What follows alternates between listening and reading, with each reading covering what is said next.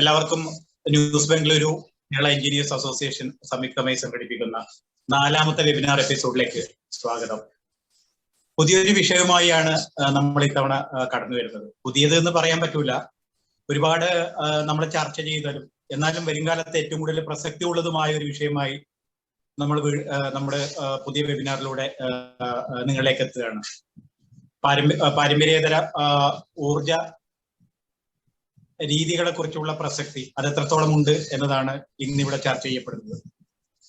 Kerala engineers അസോസിയേഷനും news ബംഗളൂരു.com സംയുക്തമായി നടത്തുന്ന 4ാമത്തെ വെബിനാറാണിത്.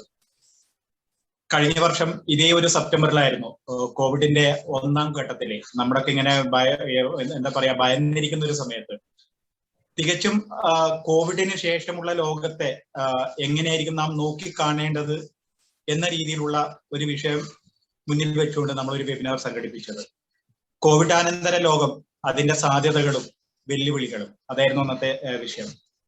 തുടർന്ന് നമ്മൾ വീണ്ടും ഒരു 2 മാസത്തിന് ശേഷം കഴിഞ്ഞ വർഷം തന്നെ കേരള എഞ്ചിനീയേഴ്സ് അസോസിയേഷനായിട്ട് അസോസിയേറ്റ് ചെയ്തുകൊണ്ട് സ്ട്രെസ് മാനേജ്മെന്റ് എന്ന് പറയുന്ന ഒരു വിഷയത്തിൽ നമ്മൾ ഒരു വെബിനാർ സംഘടിപ്പിക്കും. ഈ രണ്ട് വെബിനാറുകളെ കുറിച്ചും വളരെ നല്ല രീതിയിലുള്ള ഒരു ഫീഡ്ബാക്ക് ആണ് നമുക്ക് വായനക്കാരിൽ നിന്ന് കിട്ടിയിരിക്കുന്നത്. പിന്നീട് നമ്മൾ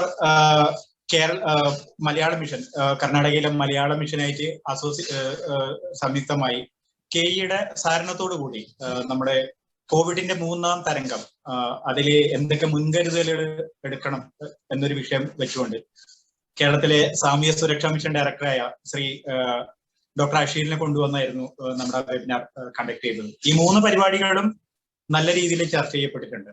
ന്യൂസ് ബംഗളൂരു എന്ന് പറയുന്നത് കർണാടക കേന്ദ്രീകരിച്ചിട്ടുള്ള ഒരു മീഡിയ ഗ്രൂപ്പ് ആണെങ്കിൽ കൂടി കർണാടകയിലെ മലയാളികളുടെ പ്രശ്നങ്ങളിൽ സജീവമായി ഇടപെടുന്ന ഒരു മാധ്യമ സ്ഥാപനം ആണെന്നെങ്കിലും അത് ഒരിക്കലും ഒരു അതിർത്തി, അതായത് കർണാടകയുടെ മാത്രമല്ല, നമ്മുടെ ജനങ്ങൾക്ക് ഉപകരിക്കപ്പെടുന്ന ഓരോ വിഷയത്തിലും അത് ലോകത്ത് മൊത്തമുള്ള മലയാളികൾക്ക് ഉപകരിക്കപ്പെടുന്ന രീതിയിലുള്ള വിഷയങ്ങളാണ് നമ്മൾ കൂടുതൽ വെബിനാറുകളിലൂടെ അവതരിപ്പിക്കുന്നത്. അത്തരത്തിൽ തന്നെ ഒരു പുതിയൊരു വിഷയം, നേരത്തെ പറഞ്ഞ പോലെ നമ്മുടെ ബദൽ ഊർജ സ്രോതസ്സുകളുടെ പ്രസക്തി എത്രത്തോളം ഉണ്ട് എന്നതാണ് ഇവിടെ ചർച്ച ചെയ്യപ്പെടുന്നത്. അതിനെ കുറിച്ച് സംസാരിക്കാൻ വേണ്ടി ശ്രീ അജയ് തോമസും അതുപോലെ തന്നെ ടോം ജോർജ് സാറും ഇവിടെ സന്നിഹിതരായിട്ടുണ്ട്. ഈ പരിപാടിയിൽ പങ്കെടുത്ത എല്ലാവരെയും സ്വാഗതം ചെയ്യുന്നു. ഒരു 1.5 മണിക്കൂർ നിങ്ങളുടെ ജീവിതത്തിലെ പുതിയൊരു ഒരു വെളിച്ചത്തിന്റെ അല്ലെങ്കിൽ ഒരു പുതിയൊരു പാതയുടെ വഴി വെട്ടി തുറക്കുന്ന അതിന് ഇടവരട്ടെ എന്ന് ആത്മാർത്ഥമായി ആഗ്രഹിച്ചുകൊണ്ട് നമ്മുടെ ഇന്നത്തെ സ്പീക്കേഴ്സ് പാനലിലുള്ളവരെ പരിചയപ്പെടുത്താൻ വേണ്ടിയിട്ട് Kerala engineers association general secretary Shri Arjun സുന്ദരേശനെ ക്ഷണിക്കുന്നു. Over to Arjun. Thank you മിഷേട്ടാ. എല്ലാവർക്കും നമസ്കാരം. നല്ലൊരു സായാഹ്നം എല്ലാവർക്കും നേരുന്നു.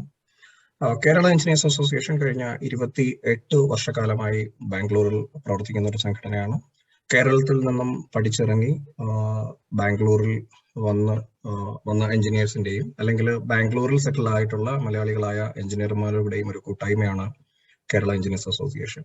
ആദ്യ കാലഘട്ടങ്ങളിൽ ഞങ്ങൾ ആനുവൽ ഡേയോ അല്ലെങ്കിൽ സ്പോർട്സ് ഡേയും എന്നുള്ള രീതിയിൽ മാത്രമായിരുന്നു നമ്മുടെ പരിപാടികൾ. എന്നാൽ കഴിഞ്ഞ കുറച്ച് വർഷക്കാലമായി നമ്മൾ ഒരുപാട് പരിപാടികളുമായി മുന്നോട്ട് വന്നിട്ടുണ്ട്. നമ്മുടെ കോളേജുകൾ, ഇന്റർ അലൂമിനി കോളേജുകളുടെ സ്പോർട്സ് ആയാലും ആർട്സ് ആയാലും അങ്ങനെ ഒരുപാട് പ്രവർത്തന മേഖലയിലേക്ക് എത്തുകയും ഒരുപാട് സോഷ്യൽ സർവീസുകളിലേക്ക് എത്തിപ്പെടുകയും ചെയ്തു.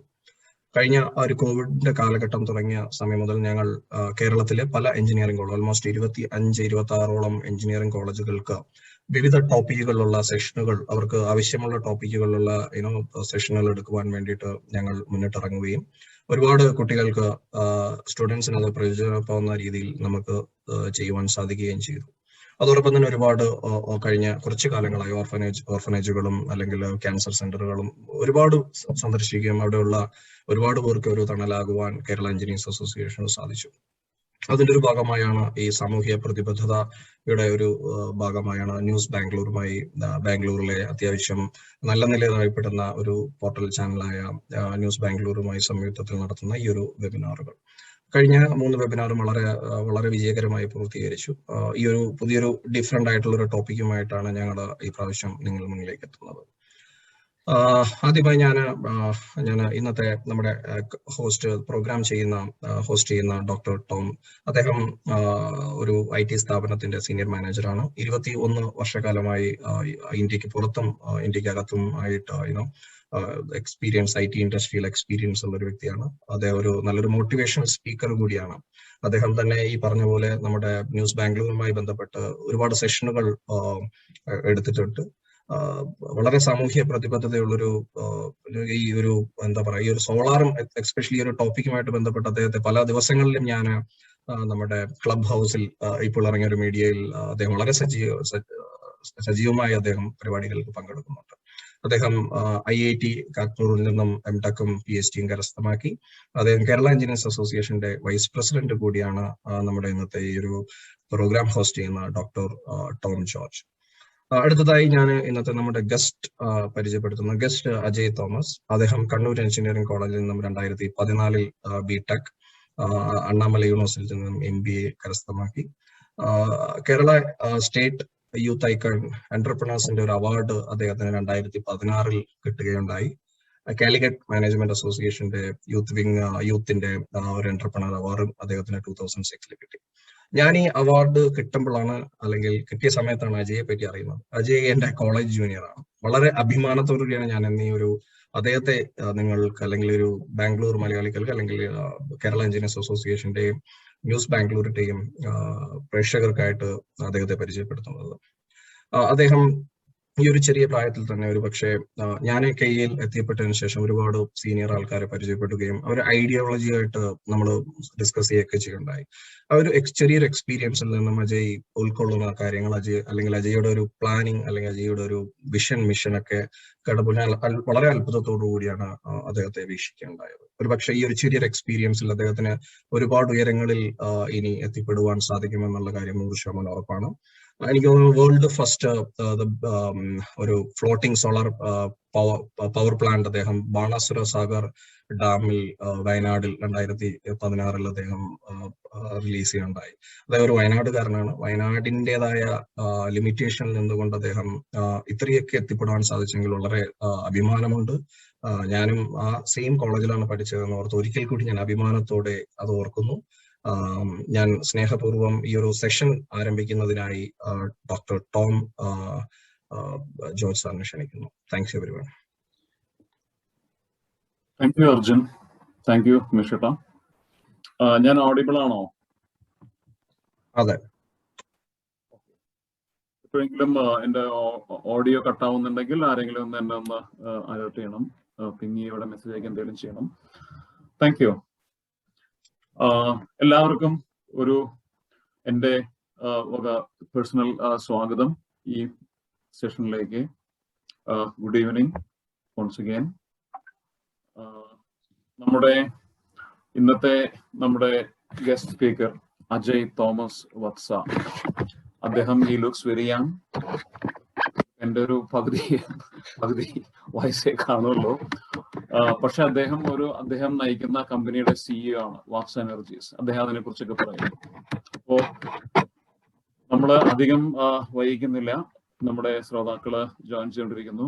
30 മേലെയായിട്ടുണ്ട്. ആൾക്കാരിങ്ങനെ വന്നുകൊണ്ടേയിരിക്കും. ഞങ്ങള് കൂടുതൽ പേര് പ്രതീക്ഷിക്കുന്നുണ്ട്. അജയ് എന്ന് വിളിച്ചോട്ടെ. അജയ്, നമുക്ക് തുടങ്ങാം. അജയ് ഒന്ന് ഹലോ പറയപ്പോ ഓഡിബിൾ ആണെന്ന് അറിയാം. Hello, good evening sir. Good evening. കേൾക്കാം? ക്ലിയർ ആണോ? കേൾക്കാമല്ലോ. ഓക്കെ. അപ്പോ നമ്മള് ഈ സോളാറിനെ കുറിച്ച് വലിയ ഒരു ഇൻട്രൊഡക്ഷൻ ഒന്നും വേണ്ട. കേരളീയർക്ക് വളരെ സുപരിചിതമാണ് സോളാർ എന്നുള്ള വാക്ക്. ബട്ട് ജോക്സ് അപ്പാർട്ട്, നമ്മൾ അതിന്റെ 1-2 കാര്യങ്ങളിലേക്ക് കടക്കാം. സോളാർ വളരെ സുപരിചിതമായിട്ട് നമ്മുടെ കേരളത്തിലും ഇന്ത്യയിലും പുറം നാടുകളിലും ഒക്കെ കഴിഞ്ഞ ഒരു 10 കൊല്ലമായിട്ട്, ഒരു ഡെക്കേഡിലെ വളരെ ഒരു ആവർത്തിച്ചുകൊണ്ടിരിക്കുന്ന, ചർച്ച ചെയ്യപ്പെട്ടുകൊണ്ടിരിക്കുന്ന ഒരു വിഷയമാണ്. അപ്പോ അതിന്റെ ഒരു ഇൻട്രൊഡക്ഷൻ എന്ന് പറഞ്ഞാൽ നമുക്ക് എല്ലാവർക്കും അറിയാം. എങ്കിലും ഞാനൊന്ന് വിഷയത്തിലേക്കൊന്ന് കടക്കുകയാണ്. സോളാർ എനർജി എന്ന് പറയുന്നത് നമ്മുടെ സൂര്യനിൽ നിന്ന് വരുന്ന നമ്മുടെ എനർജിയാണ്. അത് സോളാർ തെർമൽ ആവാം, സോളാർ ഫോട്ടോവോൾട്ടൈക് ആവാം, അല്ലെങ്കിൽ നമ്മുടെ വിൻഡ് എനർജി പോലും സോളാറിന്റെ ഒരു പ്രഭാവമാണ്. അപ്പൊ അതൊക്കെ നമുക്ക് എല്ലാവർക്കും അറിയാം. അപ്പൊ അജയ്, ഞാൻ ആദ്യത്തെ ക്വസ്റ്റ്യൻ ചോദിക്കുകയാണ്. താങ്കൾ ഒരു അർജുൻ പറഞ്ഞ പോലെ നല്ലൊരു പ്രമുഖ എഞ്ചിനീയറിംഗ് കോളേജിൽ നിന്ന് ബിടെക് കഴിഞ്ഞു. താങ്കൾക്ക് ഒരു MNC ജോയിൻ ചെയ്യായിരുന്നു, സോഫ്റ്റ്വെയറിൽ ജോയിൻ ചെയ്ത് ബാംഗ്ലൂര് ഇവിടെ ഞാനുള്ള ഈ സ്ഥലത്ത് ഇവിടെ സുഖമായിട്ട് ജീവിക്കായിരുന്നു ബാംഗ്ലൂർ തണുപ്പില്. എന്തുകൊണ്ടാണ് താങ്കൾ ഈ സോളാറിലേക്ക് എടുത്തു ചാടിയത്? അത് അങ്ങനെ അതൊരു ക്വസ്റ്റ്യൻ, പേഴ്സണൽ ക്വസ്റ്റ്യൻ ആണ്, but I just want to know why you jumped into solar. Actually അത് തുടങ്ങുന്നത് വാറ്റ്സ എനർജി ഒരു ആക്സിഡന്റൽ സ്റ്റാർട്ടപ്പ് ആണെന്ന് പറഞ്ഞുകൊണ്ട് തുടങ്ങണം എന്നാണ് ഞാൻ ആഗ്രഹിക്കുന്നത്. ഞാൻ ഒരിക്കലും ഒരു ബിസിനസ്സുകാരനാകാൻ ആഗ്രഹിച്ച ആളല്ല. പക്ഷെ എനിക്ക് റിന്യൂവബിൾ എനർജിയിൽ എന്തെങ്കിലും ചെയ്യണമെന്ന് ആഗ്രഹം ഉണ്ടായിരുന്നു. ആ ആഗ്രഹം വന്നത് എൻ്റെ കോഴ്സിന് ശേഷമോ അല്ലെങ്കിൽ എഞ്ചിനീയറിംഗ് പഠനകാലത്തോ അല്ല, അതിനൊക്കെ മുമ്പാണ്. വയനാട്ടിലെ പനമരം ഗവൺമെന്റ് ഹയർ സെക്കൻഡറി സ്കൂളിൽ +2 പഠിച്ചുകൊണ്ടിരിക്കുമ്പോഴാണ് ഞാൻ ഡോക്ടർ RVG മേനോൻ സാറിന്റെ ഒരു ലേഖനം മാതൃഭൂമിയിൽ വായിക്കുന്നത്. അന്ന് അദ്ദേഹം പറഞ്ഞു വെച്ചു, നമുക്ക് കേരളത്തിലൊക്കെ ഒരുപാട് ജലാശയങ്ങളുണ്ട്. ഈ ജലാശയങ്ങളുടെ മുകളിൽ പൊങ്ങിക്കിടക്കുന്ന സൗരോർജ്ജ നിലയങ്ങൾ സ്ഥാപിക്കുന്ന ഒരു ഭാവി നമുക്കുണ്ടാകും. അതാണ് ആക്ച്വലി എൻ്റെ എന്റർപ്രണറിയൽ കരിയറിനെയും സോളാർ സെക്ടറിലേക്കുള്ള വരവിനെയും ഒക്കെ ട്രിഗർ ചെയ്തത്. ദെൻ അതിനെ സംബന്ധിച്ച് ഞാനൊരു ലേഖനം എഴുതി. അത് വിദ്യാരംഗം മാഗസിനിൽ അന്ന് പ്രസിദ്ധീകരിക്കപ്പെട്ടു. എനിക്ക് ആദ്യമായിട്ടൊരു വേതനം കിട്ടുന്നത് ആ ലേഖനത്തിനാണ് 2007.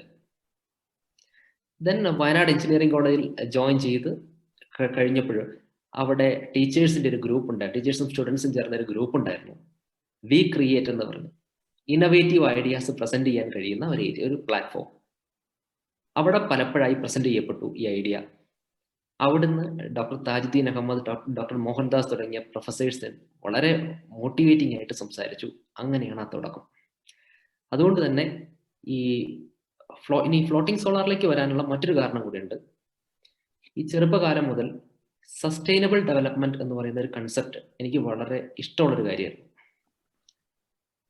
ആ ഒരു എൻ്റെ ഒരു +2 കാലത്തും അല്ലെങ്കിൽ എഞ്ചിനീയറിംഗ് പഠനത്തിന്റെ തുടക്കകാലത്തും ഒക്കെ സോളാർ എന്ന് പറഞ്ഞാൽ സസ്റ്റൈനബിൾ ആണ് എന്നൊരു ചിന്താധാര ഉണ്ടായിരുന്നു. ദെൻ കൂടുതൽ ചിന്തിച്ചപ്പോൾ എനിക്ക് മനസ്സിലായ ഒരു കാര്യമാണ്, എപ്പോഴും റിന്യൂവബിൾ എനർജി സസ്റ്റൈനബിൾ അല്ല, സുസ്ഥിര വികസനത്തിന്റെ ഒരു മാതൃകയല്ല. അത് കുറച്ചുകൂടെ ഒന്ന് ക്ലിയർ ആയിട്ട് പറയുകയാണെങ്കിൽ, നന്നായിട്ട് കൃഷി ചെയ്യാൻ പറ്റുന്ന ഒരു സ്ഥലം ഇടിച്ചു നിരത്തി അവിടെ സോളാർ വെക്കുന്നത് സസ്റ്റൈനബിൾ അല്ല. അതേസമയം മറ്റൊന്നിനും ഉപയോഗിക്കാൻ കഴിയാത്ത ഒരു റൂഫ് അല്ലെങ്കിൽ ജലോപരിതലമൊക്കെ സോളാറിന് വേണ്ടി ഉപയോഗിച്ചു കഴിഞ്ഞാൽ അത് കേരളം പോലെയുള്ള ഹൈലി പോപ്പുലേറ്റഡ് ആയിട്ടുള്ള ഒരു സ്ഥലത്ത് ലാൻഡ് എന്ന് പറയുന്ന സ്കാർ റിസോഴ്സിന്റെ ഏറ്റവും ശാസ്ത്രീയമായ വിനിയോഗത്തിലേക്ക് നയിക്കും. ഇതായിരുന്നു ശരിക്കുള്ള എൻ്റെ മോട്ടിവേഷൻ.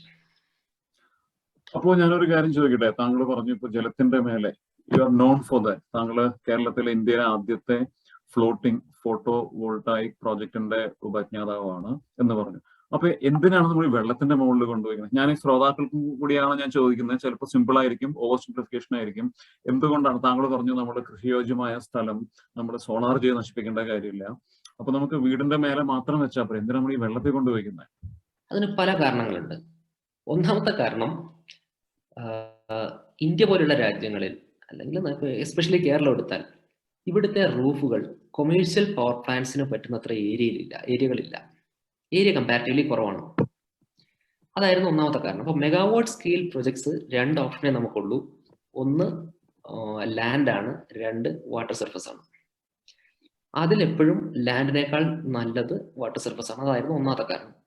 രണ്ടാമത്തെ കാരണം, ഈ വെള്ളത്തിലേക്ക് വരുമ്പോൾ സോളാർ സെല്ലിന്റെ ഓപ്പറേറ്റിംഗ് ടെമ്പറേച്ചർ താഴ്ന്നിരിക്കും. സോളാർ സെൽ ഒരു സെമി കണ്ടക്ടർ ഡിവൈസ് ആയതുകൊണ്ട് തന്നെ ഓപ്പറേറ്റിംഗ് ടെമ്പറേച്ചർ എത്രത്തോളം താഴുന്നു അത്രത്തോളം പവർ ഔട്ട്പുട്ട് കൂടും, എഫിഷ്യൻസി കൂടും. സോ വെള്ളത്തിന് മുകളിലേക്ക് വരുമ്പോഴേക്കും നാച്ചുറൽ കൂളിങ്ങിന്റെ ബെനിഫിറ്റ് കിട്ടും. ഏകദേശം ഒരു 10 to 12% ഇൻക്രീസ് ഔട്ട്പുട്ടിൽ ഉണ്ടാവും. മൂന്നാമത്തെ കാരണം, നമുക്കെല്ലാം അറിയാവുന്നത് പോലെ തന്നെ സോളാർ പാനൽസ് റെഗുലർ ആയിട്ട് ക്ലീൻ ചെയ്യണം മാക്സിമം ഔട്ട്പുട്ട് കിട്ടണമെങ്കിൽ. ഒരു റൂഫ് ടോപ്പിലോ അല്ലെങ്കിൽ ലാൻഡിലോ വെക്കുമ്പോൾ അതിൽ അക്യുമുലേറ്റ് ചെയ്യുന്ന ഡസ്റ്റ് കൂടുതലായിരിക്കും. അത് ക്ലീൻ ചെയ്യാൻ വേണ്ടി വരുന്ന വെള്ളത്തിന്റെ അളവ് കൂടുതലായിരിക്കും. ആ വെള്ളം അത്രയും ഹൈറ്റിലേക്ക് പമ്പ് ചെയ്ത് കയറ്റാനുള്ള പവർ കൂടുതലായിരിക്കും. നമ്മൾ വളരെ കാമായിട്ടുള്ള റിസർവോയറുകളിലേക്ക് വരുമ്പോഴേക്കും അവിടുത്തെ ഈ പറയുന്ന പാനലുകൾ വൃത്തികേടാവില്ല, മാക്സിമം ഔട്ട്പുട്ട് കിട്ടും. ദെൻ ഇതിൻ്റെ എല്ലാം പുറമെ ഒരു അഡ്വാൻറ്റേജും കൂടെ ഈ ഫ്ലോട്ടിംഗ് പവർ പ്ലാന്റ്സിനുണ്ട്. അത് ഇതിനെ നെക്സ്റ്റ് ലെവലിലേക്ക് അഡീഷണൽ ഇൻകം ഉണ്ടാക്കാൻ കഴിയുന്ന ഒരു സോഴ്സ് ആക്കി മാറ്റാൻ കഴിയും. ഇതൊക്കെയായിരുന്നു പ്രധാനപ്പെട്ട കാര്യങ്ങൾ. പിന്നെ ഒരു കാര്യം ഞാൻ വിട്ടുപോയിരുന്നു. ദെൻ ഇന്ത്യ പോലുള്ളൊരു രാജ്യത്ത് പല ഭാഗങ്ങളിലും വേനൽക്കാലത്ത് ഒരുപാട് റിസർവോയറുകളും ശുദ്ധജല തടാകങ്ങളും വറ്റിപ്പോകും. ഇവാപ്പറേഷൻ ലോസ് ആണ് പ്രശ്നം. അത് നമ്മുടെ സെൻട്രൽ ഗവൺമെന്റിന്റെ കണക്കനുസരിച്ച് വറ്റുന്ന വെള്ളത്തിന്റെ അളവ് എന്ന് പറയുന്നത് ഏകദേശം 1.5 മീറ്റർ മുതൽ 2.5 മീറ്റർ വരെ ഹൈറ്റിൽ, അത്രയും വെള്ളം, അത്രയും വോളിയം. അത് ശരിക്കും പറഞ്ഞാൽ ആ ഏരിയയിൽ നെൽകൃഷി ചെയ്യാൻ പറ്റുന്നത്ര വെള്ളമാണ്. ആ വാട്ടർ ഇവാപ്പറേഷൻ ലോസിനെ ഒരു 60 to 70% കുറയ്ക്കാൻ കഴിയും. ഇതൊക്കെയായിരുന്നു അന്ന് ഫ്ലോട്ടിംഗ് സോളാറിന് ഞാൻ കണ്ട അഡ്വാൻറ്റേജസ്. മനസ്സിലായി. അപ്പോ ആനുഷങ്കയായിട്ട് ഒരു ചോദ്യം ചോദിക്കുകയാണ്, ഈ വെള്ളം വറ്റി താഴെ വന്നു കഴിഞ്ഞാൽ ഇതൊക്കെ അടി മുട്ടിക്കഴിഞ്ഞാൽ പ്രശ്നമുണ്ടോ?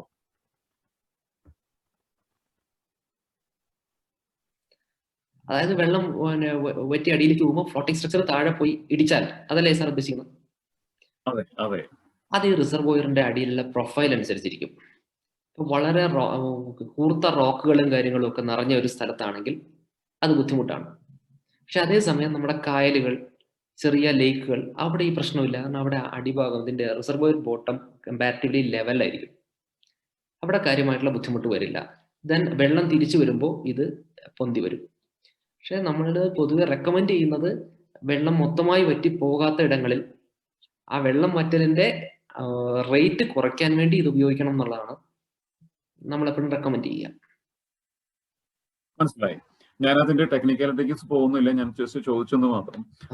എനിക്ക് മനസ്സിലായത് താങ്കൾ വളരെ ചെറുപ്പത്തിൽ തന്നെ ഈ ഫ്ലോട്ടിംഗ് വോൾട്ടായിക്സിന്റെ സാധ്യതകളെ കുറിച്ച് അറിയുകയും താങ്കൾ സൂചിപ്പിച്ചു ആ യാത്ര, എന്നിട്ട് വത്സ എനർജിയുടെ CEO അതിലേക്കുള്ള യാത്ര താങ്കൾ ഹൈസ്കൂളിൽ തൊട്ട്.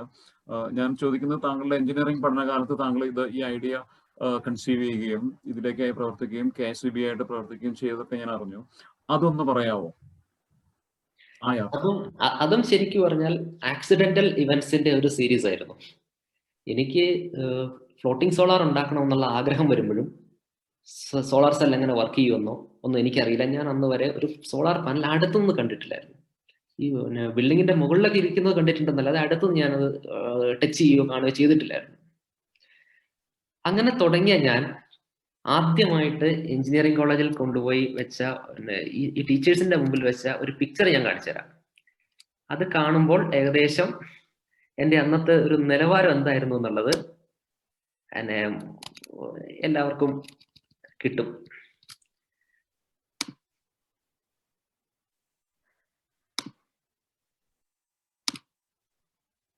ഈ പിക്ചർ കണ്ടോ? കാണുന്നുണ്ടോ? അത് ആദ്യത്തെ പിക്ചർ. ഇതായിരുന്നു സത്യസന്ധമായിട്ട് പറഞ്ഞാൽ എൻ്റെ ഏറ്റവും ആദ്യത്തെ ഡ്രോയിങ്. ഇത് ഞാൻ വരയ്ക്കുന്നത് 2010-11 കാലഘട്ടത്തിലാണ്. ഇതിനകത്ത് ഈ ആരോയ്ക്ക് പോയി നിൽക്കുന്ന ഈ 2 പോർഷൻ ഉണ്ടല്ലോ, അതാണ് അന്ന് ഞാൻ ഫ്ലോട്ടിംഗ് സ്ട്രക്ചർ എന്ന് ഡിഫൈൻ ചെയ്തത്. അന്ന് ഇത് കംപ്ലീറ്റ് ഫ്ലോട്ടിംഗ് ഒന്നും ആയിരുന്നില്ല. അടിയിൽ അതിനെ സപ്പോർട്ട് ചെയ്യാനുള്ള സ്ട്രക്ചർ വേണം. ദെൻ ഇങ്ങനെ പവർ ഇവാക്യുവേറ്റ് ചെയ്ത് എടുത്തുകൊണ്ട് പോകണം.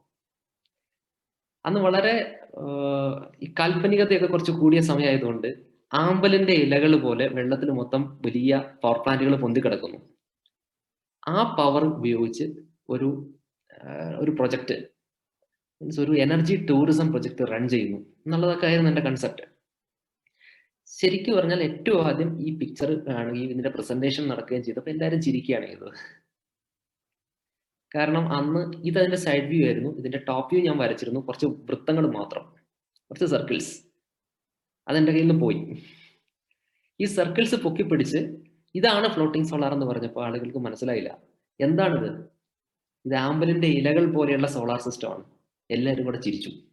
അതായിരുന്നു തുടക്കം.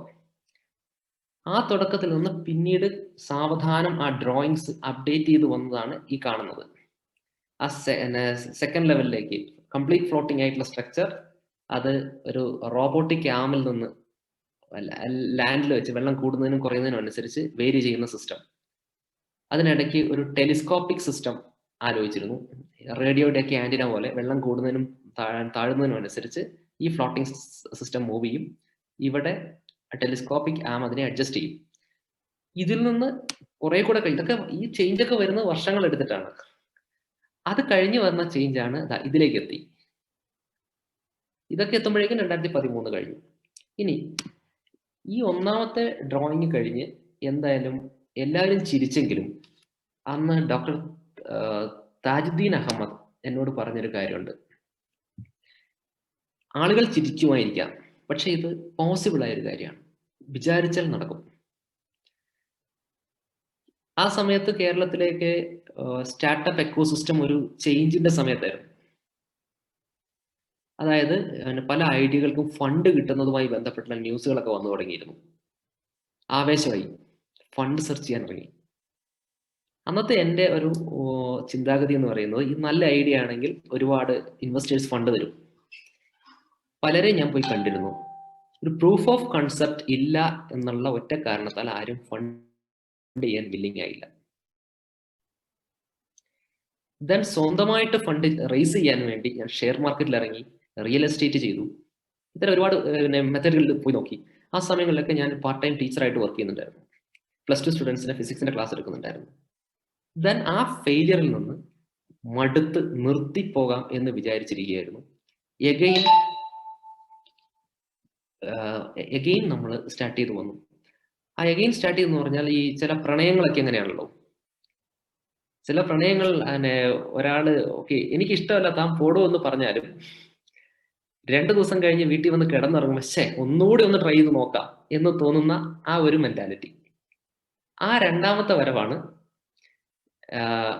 എന്നെ കൊണ്ട് മറ്റു ചില സ്റ്റാർട്ടപ്സ് തുടങ്ങാൻ. സ്റ്റാർട്ടപ്പ് ഐഡിയ മീൻസ് സ്വന്തമായി ഫണ്ട് ഉണ്ടാക്കണമെങ്കിൽ ഒരു കമ്പനി റൺ ചെയ്യാൻ കഴിയണം, അല്ലെങ്കിൽ മുന്നോട്ട് പോകാൻ കഴിയണം. അതിനുള്ള കഴിവ് എനിക്കില്ല എന്നുള്ള ഒരു അപകർഷതാബോധത്തിൽ നിന്ന് എനിക്ക് പുറത്തു വരണമായിരുന്നു. അതിനുവേണ്ടി ചെയ്തത് ഈ ഫുഡ് പ്രൊഡക്റ്റിൽ ഒരു കമ്പനി ഉണ്ടാക്കി. അങ്ങനെയാണ് വാട്സ ഫുഡ് പ്രൊഡക്ട്സ് ഉണ്ടാവുന്നു. ഞാൻ എള്ളുണ്ടി ഉണ്ടാക്കി വിറ്റു. അജയ് തോമസ് എന്ന് പറയുന്ന എൻ്റെ പേര് കോളേജിലൊക്കെ എള്ളുണ്ട തോമയായി. ദെൻ അത് അധികം താമസിക്കാതെ അടച്ചുപൂട്ടി. നഷ്ടം കൊണ്ടല്ല അടച്ചുപൂട്ടിയത്, എൻ്റെ മെയിൻ എയിം അതല്ലാത്തത് കൊണ്ട് അടച്ചുപൂട്ടിയതാണ്. ദെൻ സ്റ്റാഫിനെ മാനേജ് ചെയ്യാൻ എനിക്ക് കഴിയുമോ എന്നറിയാൻ വേണ്ടി മാനന്തവാടിയിലെ 2 കൂൾ ബാറുകൾ ഞാൻ ലീസിനെടുത്തു. നമ്മുടെ അർജുനേട്ടൻ അറിയാൻ സാധ്യതയുണ്ട്. റീഗൽ എന്നും ബേക്കർ ബോയ്സ് എന്നായിരുന്നു ആ കൂൾബാറുകളുടെ പേര്. അവരുടെ കാലത്തേ ഉള്ളതാണ്. അതിനുശേഷമാണ് ഞാൻ വാട്സ ഇലക്ട്രിക്കൽസ് എന്ന് പറയുന്ന ആദ്യത്തെ കമ്പനി തുടങ്ങുന്നത്. അന്ന് എൻ്റെ ചിന്താഗതി ഇലക്ട്രിക്കൽ വർക്കുകൾ എടുക്കാം, അതിൽ നിന്ന് ഫണ്ട് വരും, അതുകൊണ്ട് സോളാർ ഉണ്ടാക്കാം. പക്ഷെ എനിക്കന്ന് അറിയില്ലായിരുന്നു, എഞ്ചിനീയറിംഗ് കോളേജിൽ പഠിക്കുന്ന ഇലക്ട്രിക് കോൺട്രാക്ടർ ലൈസൻസ് ഇല്ലാത്ത എനിക്ക് ആളുകൾ വർക്ക് തരില്ല എന്നുള്ള സത്യം. ആരും വർക്ക് തന്നില്ല. ദെൻ വാട്സ ഇലക്ട്രിക്കൽസിന്റെ പേര് വാട്സ ടെക് എന്ന് മാറ്റി IT ജോബ്സ് എടുക്കാൻ തുടങ്ങി. ഡാറ്റ എൻട്രി, വെബ്സൈറ്റ് ബിൽഡിംഗ്, അങ്ങനെയുള്ള പലതും. ഈ സമയമൊക്കെ ആയപ്പോൾ കോളേജിലെ പല കുട്ടികളും എൻ്റെ കൂടെ അസോസിയേറ്റ് ചെയ്തിരുന്നു. ദെൻ പാരലലി ഞാൻ സ്റ്റാർട്ടപ്പ് മിഷനുമായിട്ടും സ്റ്റാർട്ടപ്പ് വില്ലേജുമായിട്ടൊക്കെ ബന്ധപ്പെട്ടു. എന്തായാലും 2014 എൻ്റെ കോഴ്സ് തീരുന്നതിനോടടുപ്പിച്ച് സ്റ്റാർട്ടപ്പ് വില്ലേജ് മുഖാന്തരം KSEBയുടെ മുമ്പിലെത്തി. അന്നത്തെ KSEB ചെയർമാൻ ആയിട്ടുള്ള ശിവശങ്കർ സാറിന്റെ കണ്ണിൽപ്പെട്ടു. അങ്ങനെയാണ് ഫസ്റ്റ് റിസർച്ച് ഫണ്ട്, ഒരു പേഴ്സണൽ റിസർച്ച് ഫണ്ട് എന്നുള്ള രീതിയിൽ സാങ്ഷൻ ആവുന്നത്. അതാണ് ഈ ബാണാസുര സാഗറിലെ ഫ്ലോട്ടിംഗ് പവർ പ്ലാന്റിന്റെ ഡിസൈനിലേക്കും അത് യാഥാർത്ഥ്യമാകുന്നതിലേക്കും അൾട്ടിമേറ്റ്ലി എത്തിച്ചത്. ഇനി അതിൽ തന്നെ ആദ്യം ഫ്ലോട്ടിങ്ങിൽ ചിന്തിച്ചപ്പോൾ പ്ലാസ്റ്റിക് പൊന്തിക്കിടക്കും, അതുകൊണ്ട് ഉണ്ടാക്കാമെന്ന് ചിന്തിച്ചു. പിന്നെ അത് ഫൈബർ ഗ്ലാസിലേക്ക് വന്നു, സ്റ്റീലിലേക്ക് വന്നു. ഏറ്റവും ഒടുവിൽ അത് കോൺക്രീറ്റിലാണ് ചെയ്തത്. കോൺക്രീറ്റ് പൊന്തിക്കിടക്കും എന്ന് പലരെയും സമ്മതിപ്പിക്കാൻ പോലും മാസങ്ങളെടുത്തു. മനസ്സിലായി. അജയ്, താങ്കളുടെ ഈ സ്റ്റോറി ഒരു സ്റ്റാർട്ടപ്പ് സ്റ്റോറിയും കൂടിയാണ്. അതിലേക്ക് നമുക്ക് തിരിച്ചു വരാം. ഒരു ബിസിനസ് സക്സസ് ആണ്, ഒരു സ്റ്റാർട്ടപ്പ് ആണ്, ഒരു സ്റ്റുഡന്റിന്റെ സ്ട്രഗിൾ ആണ്, എല്ലാം അത് ഒരു ഇൻസ്പയറിംഗ് ആണ് നമ്മുടെ ഓഡിയൻസിനും. നമ്മൾ അതിലേക്ക് തിരിച്ചു വരാം. അതിനു മുമ്പ് നമ്മൾ ഈ സസ്റ്റൈനബിൾ എനർജി എന്ന് പറഞ്ഞു, താങ്കൾ ഗ്രീൻ എനർജി എന്ന് പറഞ്ഞു, അതിൽ അട്രാക്റ്റഡ് ആയി. അതിന്റെ സോഷ്യോളജിക്കൽ അല്ലെങ്കിൽ അതിന്റെ എക്കണോമിക്സ് അല്ലെങ്കിൽ അതിന്റെ ഇക്കോളജി, അതിലേക്ക് ഒന്ന് വെളിച്ചം വീശാവോ? എന്തുകൊണ്ടാണ് why we need green energy now more than anything else? അതിനെ സംബന്ധിച്ചിടത്തോളം എനിക്ക് പറയാനുള്ളത്, നമ്മുടെ നാട്ടില് ജനങ്ങൾക്കിടയിൽ ഒരു പരിധി വരെ എനിക്കടക്കം, എനിക്ക് ഈ അടുത്ത കാലത്ത് മാത്രം വന്ന ചിന്ത മാറ്റമാണ്. അതിനു മുമ്പൊക്കെ ആളുകൾക്ക് കുറേ പരിസ്ഥിതി അന്ധവിശ്വാസങ്ങൾ ഉണ്ടെന്ന് വിശ്വസിക്കുന്ന ആളാണ് ഞാൻ. അതിൽ ഒന്നാമത്തെ കാര്യം, ഒരുപാട് മരങ്ങൾ നമ്മൾ നട്ടുപിടിപ്പിച്ചാൽ എല്ലാ പരിസ്ഥിതി പ്രശ്നങ്ങൾക്കും പരിഹാരമാകും, അല്ലെങ്കിൽ കുറച്ച് ജൈവ ഉൽപ്പന്നങ്ങൾ ഉപയോഗിക്കുന്നതിലൂടെ മാത്രം നമുക്ക് ഈ പ്രശ്നങ്ങളെല്ലാം സോൾവ് ചെയ്യാൻ കഴിയും. ഇത്തരം ഒരുപാട് പ്രശ്നങ്ങൾ, ചിന്താഗതികൾ ഇവിടെയുണ്ട്. എന്നാൽ ഒരു എഞ്ചിനീയറുടെ പോയിന്റ് ഓഫ് വ്യൂവിൽ നമ്മൾ നോക്കുമ്പോൾ ഇതുകൊണ്ട് സത്യത്തിൽ നമ്മുടെ മൊത്തം പ്രശ്നങ്ങളുടെ ഒരു 25% പോലും പരിഹരിക്കപ്പെടുന്നില്ല എന്നുള്ളതാണ്. അത് ഏറ്റവും സിമ്പിൾ ആയിട്ട് തന്നെ നമ്മൾ കാണുമ്പോൾ, ഇപ്പൊ തന്നെ ഈ മരങ്ങളുടെ പ്രശ്നം, നമുക്ക് കിട്ടുന്ന അന്തരീക്ഷത്തിലേക്ക് വരുന്ന ഓക്സിജന്റെ 75% കടലിൽ നിന്നാണ് ഉണ്ടാകുന്നത്, കടലിലെ ആൽഗകളിൽ നിന്നാണ് ഉണ്ടാകുന്നത്. അപ്പോഴും നമ്മൾ വിശ്വസിക്കുന്നു, നമ്മൾ കുട്ടികളെ പഠിപ്പിക്കുന്നത് ഈ കാർബൺ എമിഷനെ പ്രിവെന്റ് ചെയ്യാൻ അല്ലെങ്കിൽ ഓക്സിജന്റെ അളവ് കൂട്ടാൻ നമ്മൾ ഒരുപാട് മരങ്ങൾ നട്ടാൽ മതി. നമ്മൾ നടുന്ന മരങ്ങൾ ഈ ടോട്ടൽ ഓക്സിജൻ ഡിമാൻഡിന്റെ വളരെ ചെറിയ പെർസെന്റേജ് ആണ്. അതേസമയം ഈ മരങ്ങൾ അല്ലെങ്കിൽ ഫോസിൽ ഫ്യൂവൽസ് ഇത് കത്തിക്കുന്നതിന്, അങ്ങനെ പരിസ്ഥിതി മലിനീകരണത്തെയും ഒക്കെ എൻഹാൻസ് ചെയ്യുന്ന ആ പ്രക്രിയയെ തടയാൻ വേണ്ട നടപടികളൊന്നും ജനങ്ങളിൽ നിന്നുണ്ടാവുന്നില്ല. ആ രീതിയിലുള്ള ഒരു ചേഞ്ച് വരേണ്ട സമയമാണ്. പക്ഷെ അപ്പോൾ വേറൊരു സോഷ്യൽ പ്രോബ്ലം ഇവിടെയുണ്ട്. ഇന്ത്യ പോലുള്ള രാജ്യം ഈ അടുത്ത കാലത്താണ് ടെക്നോളജി മര്യാദയ്ക്ക് ഉപയോഗിച്ചു തുടങ്ങിയത്. അങ്ങനെ ടെക്നോളജി അടുത്ത കാലത്ത് മാത്രം ഉപയോഗിച്ചു തുടങ്ങിയ ഒരുപാട് ആളുകൾ ഇപ്പോഴും പ്രോപ്പർ എഡ്യൂക്കേഷനിലേക്കും പ്രോപ്പർ ഹെൽത്ത് സർവീസിലേക്കും ഒന്നും ആക്സസ് ചെയ്യാൻ കഴിയാതെ നിൽക്കുന്ന ഒരു രാജ്യത്ത് ഇവിടെ ഈ എനർജിയുടെ ഡിമാൻഡ് കൂടുകയുള്ളൂ. അവരോട് നിങ്ങൾ എനർജി ഉപയോഗിക്കരുത്, നിങ്ങൾ കുറച്ച് മാത്രം ഉപയോഗിക്കണം എന്ന് പറയുന്നത് മനുഷ്യത്വ വിരുദ്ധമായിട്ടുള്ളൊരു നിലപാടാവും. അപ്പൊ നമുക്ക് സൊല്യൂഷൻ എന്താണ്? ഒരേ സമയം കാർബൺ ഫുട് പ്രിന്റ് കുറയ്ക്കുകയും വേണം, ആളുകളുടെ പെർ ക്യാപിറ്റ എനർജി ഉപയോഗം കൂട്ടുകയും വേണം. അവിടെ നമുക്ക് ചെയ്യാൻ കഴിയുന്ന കാര്യം ഫോസിൽ ഫ്യൂവലിൽ നിന്നല്ലാത്ത ഊർജ സ്രോതസ്സുകളിലേക്ക് മാറുക എന്നുള്ളതാണ്. അത് തന്നെ പരമാവധി ഡീസെൻട്രലൈസ്ഡ് ആയിട്ടുള്ള ഒരു മെത്തേഡിലേക്ക് മാറണം എന്നാണ് എൻ്റെ അഭിപ്രായം. ഓരോ ചെറിയ ഏരിയയിലേക്കും വേണ്ട എനർജി അവിടെ തന്നെ ഉണ്ടാക്കുക, ട്രാൻസ്മിഷൻ ലോസും പരമാവധി കുറയ്ക്കുക. അങ്ങനെയാണെങ്കിലേ ഇപ്പൊ താങ്കൾ പറഞ്ഞ ഈ ഡാംസ് നമുക്ക് വളരെ ചുരുക്കമുള്ളൂ. നമ്മുടെ റൂഫ് ടോപ്പ് താങ്കൾ പറഞ്ഞ പോലെ എല്ലാം നമ്മൾ ചെറിയ റൂഫാണ്. അപ്പോൾ ഒരു വ്യക്തി എന്ന നിലയ്ക്ക് എങ്ങനെയാണ് ഒരു സാധാരണക്കാരനെ ഇതിന് കോൺട്രിബ്യൂട്ട് ചെയ്യാൻ പറ്റുക? അവർക്ക് ഗ്രീൻ എനർജി ഉണ്ടാക്കാനും അതുമൂലം ഗ്ലോബൽ വാർമിംഗ് തടയാനും അല്ലെങ്കിൽ പോസ്റ്റ്പോൺ ചെയ്യാനും എങ്ങനെയാണ് പറ്റുക? ഞാൻ പറയുക അതൊരു 3 രീതിയിൽ നടക്കും എന്നാണ്. ഒന്നാമത്തെ രീതിയിൽ നമ്മളെല്ലാം ടാക്സ് കൊടുക്കുന്നു, ആ ടാക്സ് കൊണ്ട് ഗവൺമെന്റ് വലിയ പവർ പ്ലാന്റ്സ് ഉണ്ടാക്കും, അവരത് ചെയ്യും. രണ്ടാമത്തെ മെത്തേഡ്, നമ്മൾ അനാവശ്യമായി സ്പെൻഡ് ചെയ്യപ്പെടുന്ന ഊർജം കുറയ്ക്കുകയും എന്നാൽ ആവശ്യത്തിന് വേണ്ടി സ്പെൻഡ് ചെയ്യുന്ന ഊർജത്തിന്റെ അളവ് കൂട്ടുകയും ചെയ്യുക. മൂന്നാമത്, നമുക്ക് ആവശ്യമുള്ള എനർജി സ്വന്തമായിട്ട് ഉൽപ്പാദിപ്പിക്കുക എന്നുള്ളതാണ്. ഈ മൂന്നാമത്തെ ഓപ്ഷനിൽ നമുക്ക് ഈ പറഞ്ഞ വിൻഡ് ഉണ്ട്, സോളാർ ഉണ്ട്. ഇതിൽ ഈ വിൻഡിനൊരു പ്രശ്നമുണ്ട്. അത് ഇപ്പൊ നമ്മളൊരു കേരളത്തിന്റെ ടോപ്പോളജി എടുക്കുകയാണെങ്കിൽ കേരളത്തിലാകെ 2 സ്ഥലത്ത് മാത്രമേ കൃത്യമായിട്ടുള്ള ഒരു വിൻഡ് ജനറേഷൻ പോസിബിൾ ആവുള്ളൂ, കഞ്ചിക്കോടും രാമക്കൽമേടും. ദെൻ മറ്റ് സ്ഥലങ്ങളിലൊന്നും നമുക്ക് വിചാരിക്കുന്ന രീതിയിലുള്ള ഒരു എനർജി ജനറേഷൻ വിൻഡ് ഫാംസിൽ നിന്ന് ഉണ്ടാവുന്നില്ല. സോ ഈ ഇന്ത്യയുടെ ഒരു അവസ്ഥ വെച്ച് നമുക്ക് ഏറ്റവും കൂടുതൽ അവൈലബിൾ ആയിട്ടുള്ള എനർജി എന്ന് പറയുന്നത് സോളാറാണ്. കേരളമായാലും കർണാടകമായാലും ഇവിടെയൊക്കെ നല്ല സോളാർ റേഡിയേഷൻസ് കിട്ടുന്നുണ്ട്. അതുകൊണ്ട് തന്നെ അവനവന്റെ വീടുകളുടെ റൂഫുകൾ അല്ലെങ്കിൽ അവരവരുടെ കാർ പോർച്ചുകൾ ഇതൊക്കെ സോളാർ പവേർഡ് ആക്കുകയും നമ്മുടെ മൊബിലിറ്റി കാറുകളൊക്കെ സാവധാനം ഇലക്ട്രിക് വെഹിക്കിളിലേക്ക് മാറ്റുകയും ചെയ്യുക എന്നുള്ളതാണ് നമുക്ക് ചെയ്യാൻ പറ്റുന്ന ഏറ്റവും വലിയ കാര്യം. മറ്റ് രണ്ടും ഇതിന്റെ പാരലി നടക്കണം. അതായത് എനർജി പരമാവധി കുറച്ച് ഉപയോഗിക്കുക എന്നുള്ളതും പിന്നെ നമ്മുടെ ടാക്സ് കൊണ്ട് ഗവൺമെന്റ് വലിയ പ്ലാന്റുകൾ സ്ഥാപിക്കുക എന്നുള്ളതും. അപ്പൊ ഈ ഫ്ലോട്ടിംഗ് പവർ പ്ലാന്റ് ഒക്കെ ആക്ച്വലി ഗവൺമെന്റിന് മാത്രം ചെയ്യാൻ കഴിയുന്ന കാര്യമാണ്, നമുക്ക് ഇൻഡിവിജ്വൽസിന് ചെയ്യാൻ കഴിയില്ലല്ലോ. ഓക്കെ, അജയ്, നമ്മുടെ രണ്ട് സംഗതിയാണ് നമ്മൾ പാരലായിട്ട് കൊണ്ടുപോകുന്നത്.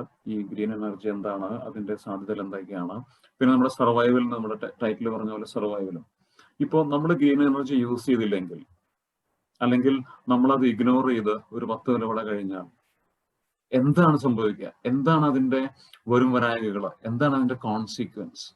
അതൊന്ന് എനിക്കറിയാം, പക്ഷെ അത് താങ്കളുടെ വ്യൂ പോയിന്റ് നിന്ന് പറയൂ. താങ്കളൊരു ഒരു സംരംഭകനാണ്, അഡ്വഞ്ചറസ് സംരംഭകനാണ്.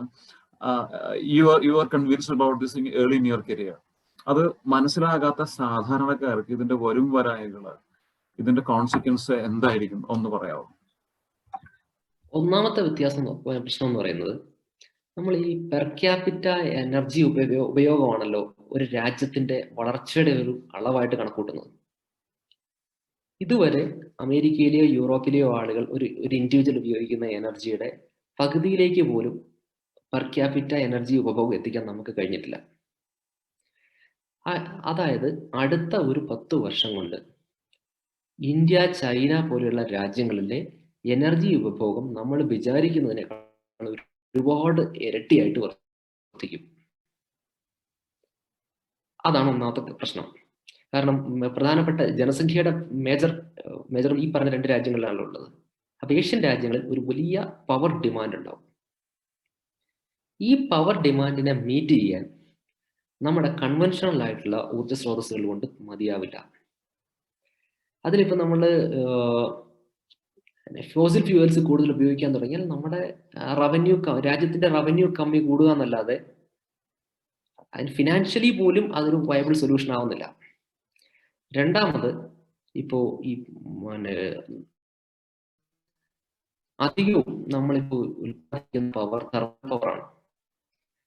ഈ തെർമൽ പവർ ഉൽപ്പാദിപ്പിക്കുമ്പോൾ കോളോ അല്ലെ ഡീസലോ ഒക്കെ ബേൺ ചെയ്യും. അതുകൊണ്ടുണ്ടാകുന്ന അന്തരീക്ഷ മലിനീകരണം, ഡൽഹി പോലെയുള്ള ഏരിയകളിൽ ഉണ്ടാകുന്ന സ്മോഗുകൾ, വലിയ അന്തരീക്ഷ മലിനീകരണ പ്രശ്നത്തിലേക്ക് അത് പോകും. കാരണം ഈ വികസിത രാജ്യങ്ങൾ അവിടുത്തെ ഫാക്ടറികളിൽ നിന്നൊക്കെ തന്നെ ആവശ്യത്തിലധികം ഈ പറയുന്ന ഗ്രീൻ ഹൗസ് ഗ്യാസുകളൊക്കെ എമിറ്റ് ചെയ്യുന്നുണ്ട്. മറ്റൊന്ന്, 2 പ്രശ്നമാണ്. ഒന്ന് ഈ അന്തരീക്ഷ മലിനീകരണം, അതിന്റെ പ്രശ്നം. 2, രാജ്യത്തിന്റെ സാമ്പത്തിക സ്ഥിതിയെ അത് ബാധിക്കും. 3, ഇതിന് മാത്രം എനർജി നമുക്ക് ഉണ്ടാക്കാൻ കഴിയുമോ എന്നുള്ളതാണ്. അതായത് ഈ വലിയ ഡാമുകൾ നമുക്ക് കൺസ്ട്രക്ട് ചെയ്യാൻ ഇനി ലിമിറ്റേഷൻസ് ഉണ്ട്. അവിടെ ഈ ജനസംഖ്യയും ഒക്കെയാണ് പ്രശ്നം. ഒരുപാട് വലിയ ഡാമുകൾ ഉണ്ടാക്കാൻ കഴിയില്ല. നമുക്ക് ചെറുകിട ജലവൈദ്യുത പദ്ധതികൾ, മൈക്രോ ഹൈഡ്രോ ഇലക്ട്രിക് പവർ പ്ലാന്റുകളിലേക്ക് മാറാൻ കഴിയും, മൈക്രോ വിൻഡിലേക്ക് പോകാൻ കഴിയും, സോളാറിലേക്ക് പോകാൻ കഴിയും. ഒരു പരിധി വരെ ന്യൂക്ലിയർ എനർജി പോലും ഒരു തരത്തിൽ റിന്യൂവബിൾ ആണ് എന്ന് വിശ്വസിക്കുന്ന ആളാണ് ഞാൻ. അതുവരെ ഇതിലേക്ക് കോൺട്രിബ്യൂട്ട് ചെയ്യും. പക്ഷേ ഫോസിൽ ഫ്യൂവൽസ് ബേൺ ചെയ്യുന്നത് വൻകിട ഡാമുകളും ഒരു കാരണവശാലും നമ്മളെ രക്ഷിക്കില്ല. ഇനി ലോകരാജ്യങ്ങളെല്ലാം ഓരോ രാഷ്ട്രത്തിനും നിശ്ചിത ടാർഗറ്റും കൊടുക്കുന്നുണ്ടല്ലോ ഗ്രീൻ എനർജിയിൽ, പാരീസ് കോൺഫറൻസും അങ്ങനെയൊക്കെയായി ബന്ധപ്പെട്ട്. അതിലേക്ക് എത്തുക എന്നുള്ളതും ഫർദർ രാജ്യത്തിന്റെ നിലനിൽപ്പിന് അത്ര അത്യാവശ്യമായിട്ടുള്ള കാര്യം കൂടിയാണ്. വളരെ ശരിയാണ്. അജയ്, താങ്കൾ ഈ ഫ്ലോട്ടിംഗ് ഫോട്ടോ വോൾട്ടായിക് പ്രൊജക്ട് ചെയ്യുമ്പോൾ ഗവൺമെന്റ് ഏജൻസികളായിട്ടും ഒക്കെ ഇന്റർഫേസ് ചെയ്തിട്ടുണ്ട്. അപ്പൊ താങ്കളുടെ അറിവിലെ ഈ നമ്മുടെ റീജിയണൽ കാര്യം പറയുകയാണെങ്കിൽ Kerala government, India government, ministry of new and renewable energy, Kerala government, KSCB ഇങ്ങനെയുള്ള ബോഡീസ്, അവര് ഈ റിന്യൂവബിൾ എനർജിക്ക് വേണ്ടി അത് പ്രോത്സാഹിപ്പിക്കാൻ വേണ്ടി എന്തൊക്കെയാണ് ചെയ്യുന്നത്? ഒന്ന് ചുരുക്കി പറയാവോ? പ്രധാനമായിട്ടും സെൻട്രൽ ഗവൺമെന്റ് പല രീതിയിലുള്ള സബ്സിഡീസ് കൊടുക്കുന്നുണ്ട്. സോളാർ ഇൻസ്റ്റലേഷൻസ്, അതിന്റെ പ്രധാനപ്പെട്ട ഒരു കാര്യം എന്ന് പറയുന്നത് കൊമേഴ്സ്യൽ ഇൻസ്റ്റലേഷൻസ് വരുമ്പോൾ ഉള്ള ആക്സലറേറ്റഡ് ഡെപ്രീസിയേഷൻ ആണ്. അതായത് ആളുകൾക്ക് ടാക്സ് ബെനിഫിറ്റ് എടുക്കാനുള്ള ഓപ്ഷൻ ഈ പറയുന്ന കൊമേഴ്സ്യൽ ഇൻസ്റ്റലേഷൻസിലുണ്ട്. റെസിഡൻഷ്യൽ ഇൻസ്റ്റലേഷൻസിൽ ഈ യൂട്ടിലിറ്റി കമ്പനികൾ നേരിട്ട്, ഇപ്പം കേരളത്തിലാണ് KSCB നേരിട്ട് ചില സബ്സിഡി സ്കീംസ് വർക്ക് ചെയ്യുന്നുണ്ട്. പക്ഷെ കഴിഞ്ഞ ഒരു 10 വർഷത്തെ ഈ ഇൻഡസ്ട്രിയെ ഒബ്സർവ് ചെയ്ത് കഴിഞ്ഞാൽ നമുക്ക് മനസ്സിലാവുന്ന ഒരു കാര്യം, കൺസ്യൂമേഴ്സിന്റെ താല്പര്യങ്ങളിൽ ഒരു വലിയ ചേഞ്ച് വന്നു. 10 വർഷം മുമ്പ് സബ്സിഡി ഉണ്ടെങ്കിൽ മാത്രം ചെയ്യാം എന്ന് പറഞ്ഞെടുത്തു നിന്ന് ആളുകൾ ഇപ്പോൾ സബ്സിഡി കിട്ടിയില്ലെങ്കിലും കുഴപ്പമില്ല, ഏറ്റവും ക്വാളിറ്റി കൂടിയ പ്രൊഡക്ട്സ് ഉപയോഗിച്ച് നമ്മുടെ പവർ പ്ലാന്റ് ചെയ്യണം എന്നുള്ള രീതിയിലേക്ക് ആളുകൾ മാറി. ആ മാറ്റത്തിനൊരു പ്രധാന കാരണം സോളാറിൻ്റെയൊക്കെ കോസ്റ്റ് ഒരുപാട് താഴേക്ക് വന്നു എന്നുള്ളതാണ്. ഇനി കേരളത്തിൽ തന്നെ കേരള സ്റ്റേറ്റ് ഇലക്ട്രിസിറ്റി ബോർഡൊക്കെ ചെയ്ത വലിയൊരു കാര്യം എന്ന് പറയുന്നത്, എല്ലാവർക്കും അവരുടെ വീടിന്റെ മുകളിൽ സ്ഥാപിക്കുന്ന പവർ പ്ലാന്റുകളെ KSEBിയുടെ ഗ്രിഡുമായിട്ട് കണക്ട് ചെയ്യാനുള്ള ആ ഒരു സിസ്റ്റം വളരെ ഈസി ആക്കി എന്നുള്ളതാണ്. ഇപ്പൊ ആർക്കും വീടിന്റെ മുകളിൽ സോളാർ പ്ലാന്റ് സ്ഥാപിക്കാം, കാര്യമായിട്ടുള്ള ബാറ്ററി ഒന്നും ഇല്ലാതെ ഗ്രിഡ് കണക്റ്റഡ് സിസ്റ്റമായിട്ട് KSEB ആയിട്ട് എഗ്രിമെന്റ് ചെയ്യാം. നമ്മളുടെ ഉപയോഗം കഴിഞ്ഞിട്ടുള്ള വൈദ്യുതി KSEBിക്ക് കൊടുക്കാം, നമുക്ക് കൂടുതൽ ആവശ്യമുള്ള സമയത്ത് തിരിച്ചെടുക്കാം. അത് വളരെ സ്മൂത്ത് ആയിട്ട് ഇപ്പോൾ റൺ ചെയ്തു പോകുന്നുണ്ട്. ഞങ്ങളുടെയൊക്കെ ഈ ഫ്ലോട്ടിംഗ് സോളാറിലൊക്കെയുള്ള കൺസൾട്ടിങ് വർക്കുകളും ഒക്കെ അതിനൊക്കെ പുറമെ ഞങ്ങളുടെ ഒരു മെയിൻ ഇൻകം സോഴ്സ് കൂടിയാണ് ഇത്തരത്തിലുള്ള റൂഫ് ടോപ്പ് സോളാർ ഇൻസ്റ്റലേഷൻസ്.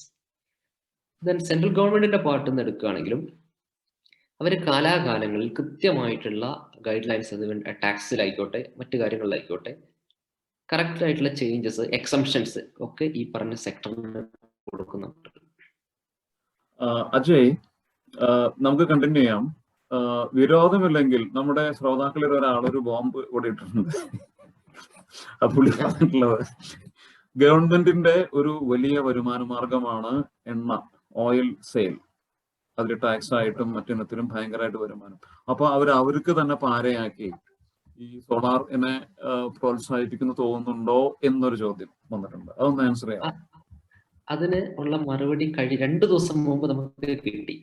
അതായത് 5% ഉണ്ടായിരുന്ന സോളാർ പ്രൊഡക്ട്സിന്റെ GST റേറ്റ് ഒക്ടോബർ 1 മുതൽ 12% സെൻട്രൽ ഗവൺമെന്റ് അപ്ഡേറ്റ് ചെയ്തു, GST കൗൺസിൽ. അപ്പോൾ ഓയിലില് എങ്ങനെയാണോ പ്രോഫിറ്റ് എടുത്തിരുന്നത്, ഈ ടാക്സ് എടുത്തിരുന്നത്, അത്രയൊന്നും വന്നില്ലെങ്കിലും കറസ്പോണ്ടിങ് ആയിട്ടുള്ള ഒരു ചേഞ്ച് റിന്യൂവബിൾ എനർജിയിലും വരും. ഇനി മറ്റൊരു കാര്യം, എത്രത്തോളം നമ്മൾ റിന്യൂവബിൾ എനർജി കൊണ്ടുവന്നാലും അടുത്ത 10-15 വർഷത്തേക്ക് നമ്മുടെ ഓയിൽ കൺസംഷൻ കുറയില്ല എന്ന് മാത്രമല്ല കൂടുകയുള്ളൂ. അത് ഇന്ത്യയുടെ ഇൻഡസ്ട്രിയൽ ഗ്രോത്ത് റേറ്റ് അത്ര ഹ്യൂജ് ആയതുകൊണ്ടാണ്. യൂറോപ്പ് പോലെ ഒരു സാച്ചുറേഷനിൽ എത്തി നിൽക്കുന്ന അവസ്ഥയല്ലല്ലോ ഇന്ത്യ, ചൈന, മലേഷ്യ ഒക്കെ പോലെയുള്ള രാജ്യങ്ങളിൽ. ഈ പറഞ്ഞ കൺസംഷൻ കൂടുകയുള്ളൂ. സമ്മതിച്ചു. അപ്പോ ഒരു ക്വസ്റ്റ്യൻ ഇവിടെ റിലവന്റ് ആണ്. ഈ ഓയിൽ മാത്രമല്ല നമ്മുടെ ഫോസിൽ ഫ്യൂല് അല്ല, നമ്മൾ ധാരാളമായിട്ട് കോൾ, കൽക്കരി കത്തിക്കുന്നുണ്ട്. അതിന്റെ ഇഫക്റ്റും അതിന്റെ ഭാവി എന്താണ്? കൽക്കരി സത്യം പറഞ്ഞാൽ ഇന്ത്യയുടെ ഒരു എക്കണോമി വെച്ച് കൽക്കരി കൂടുതൽ ഉപയോഗിക്കണം എന്നുള്ള പക്ഷക്കാരനാണ് ഞാൻ. ഒരു കോൺട്രഡിക്ഷൻ ആണ്. അതിന് കാരണം അത് ഈ ഫിനാൻഷ്യൽ ഗ്രൗണ്ടിൽ നിന്ന് സംസാരിക്കുമ്പോൾ മാത്രമാണ് ഞാൻ അങ്ങനെ പറയുന്നത്. കാരണം നമ്മളെ സംബന്ധിച്ചിടത്തോളം ഈ ഓയിൽ ഇമ്പോർട്ട് ചെയ്ത് ഒരു റവന്യൂ കമ്മിയും കൂടി ഉണ്ടാക്കിയിട്ട് ഇത് കത്തിക്കുന്നതിനേക്കാൾ നല്ലതാണ് നമ്മുടെ കയ്യിൽ തന്നെ ആവശ്യത്തിലധികം ഉള്ള കോയിൽ റിസർവ്സ് എടുത്ത് കത്തിക്കുന്നത്. അപ്പൊ ഓയിലാണോ കോളാണോ ഇന്ത്യക്ക് നല്ലതെന്ന് ചോദിച്ചാൽ ഞാൻ എപ്പോഴും കോളിന്റെ കൂടെ നിൽക്കൂ. ഒരു തരത്തിൽ പറഞ്ഞ രണ്ടും കണക്കാണ്, പക്ഷെ തമ്മിൽ ഭേദം തൊമ്മൻ അല്ലേ? തമ്മിൽ ഭേദം ഇന്ത്യക്ക് തൊമ്മൻ. മനസ്സിലായി. നമ്മളെല്ലാം ഒന്ന് ടച്ച് അപ്പോൺ ചെയ്ത് പോകുന്നേ ഉള്ളൂ. സമയത്തിന്റെ പരിധിയും കൂടി ഉണ്ട്. നമ്മൾ 1 മണിക്കൂറാണ് അതിന് മാറ്റി വെച്ചിട്ടുള്ളത്. അപ്പൊ ഞാൻ ഒരു ചോദ്യം കൂടി ചോദിക്കുകയാണ്.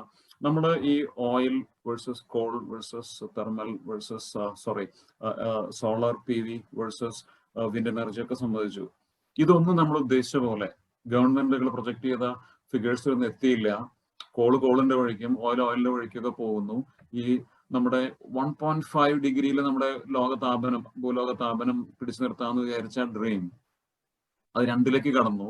അല്ലെങ്കിൽ ഒരു 20 കൊല്ലം, 30 കൊല്ലം, 50 കൊല്ലം കഴിഞ്ഞ് അത് 2ന് മേലെ കടന്നു കഴിഞ്ഞാൽ ഉണ്ടാവുന്ന വരുംവരായികള് കേരളത്തെ സംബന്ധിച്ച് എന്താണ്? നമുക്ക് എന്താ പ്രശ്നം വരാൻ പറ്റും? അത് അങ്ങ് ചൈനയിലും യൂറോപ്പിലും അമേരിക്കയിലും അടിച്ചോളൂ. നമ്മൾ എന്തിനാ മേടിക്കുന്നത്?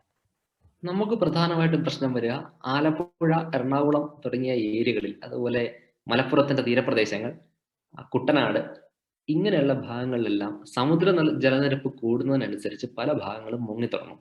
അതാണ് നമ്മളുടെ പ്രധാനപ്പെട്ട പ്രശ്നം. ഈ പ്രശ്നത്തെ പലപ്പോഴും ആളുകൾ അഡ്രസ് ചെയ്യുന്നത് ഞാൻ നേരത്തെ പറഞ്ഞ ചില പരിസ്ഥിതി ചിന്തകൾ വെച്ചാണ്. നമ്മൾ കുറച്ച് മരം നട്ടാൽ ഈ പ്രശ്നം തീരില്ലേ? തീരില്ല.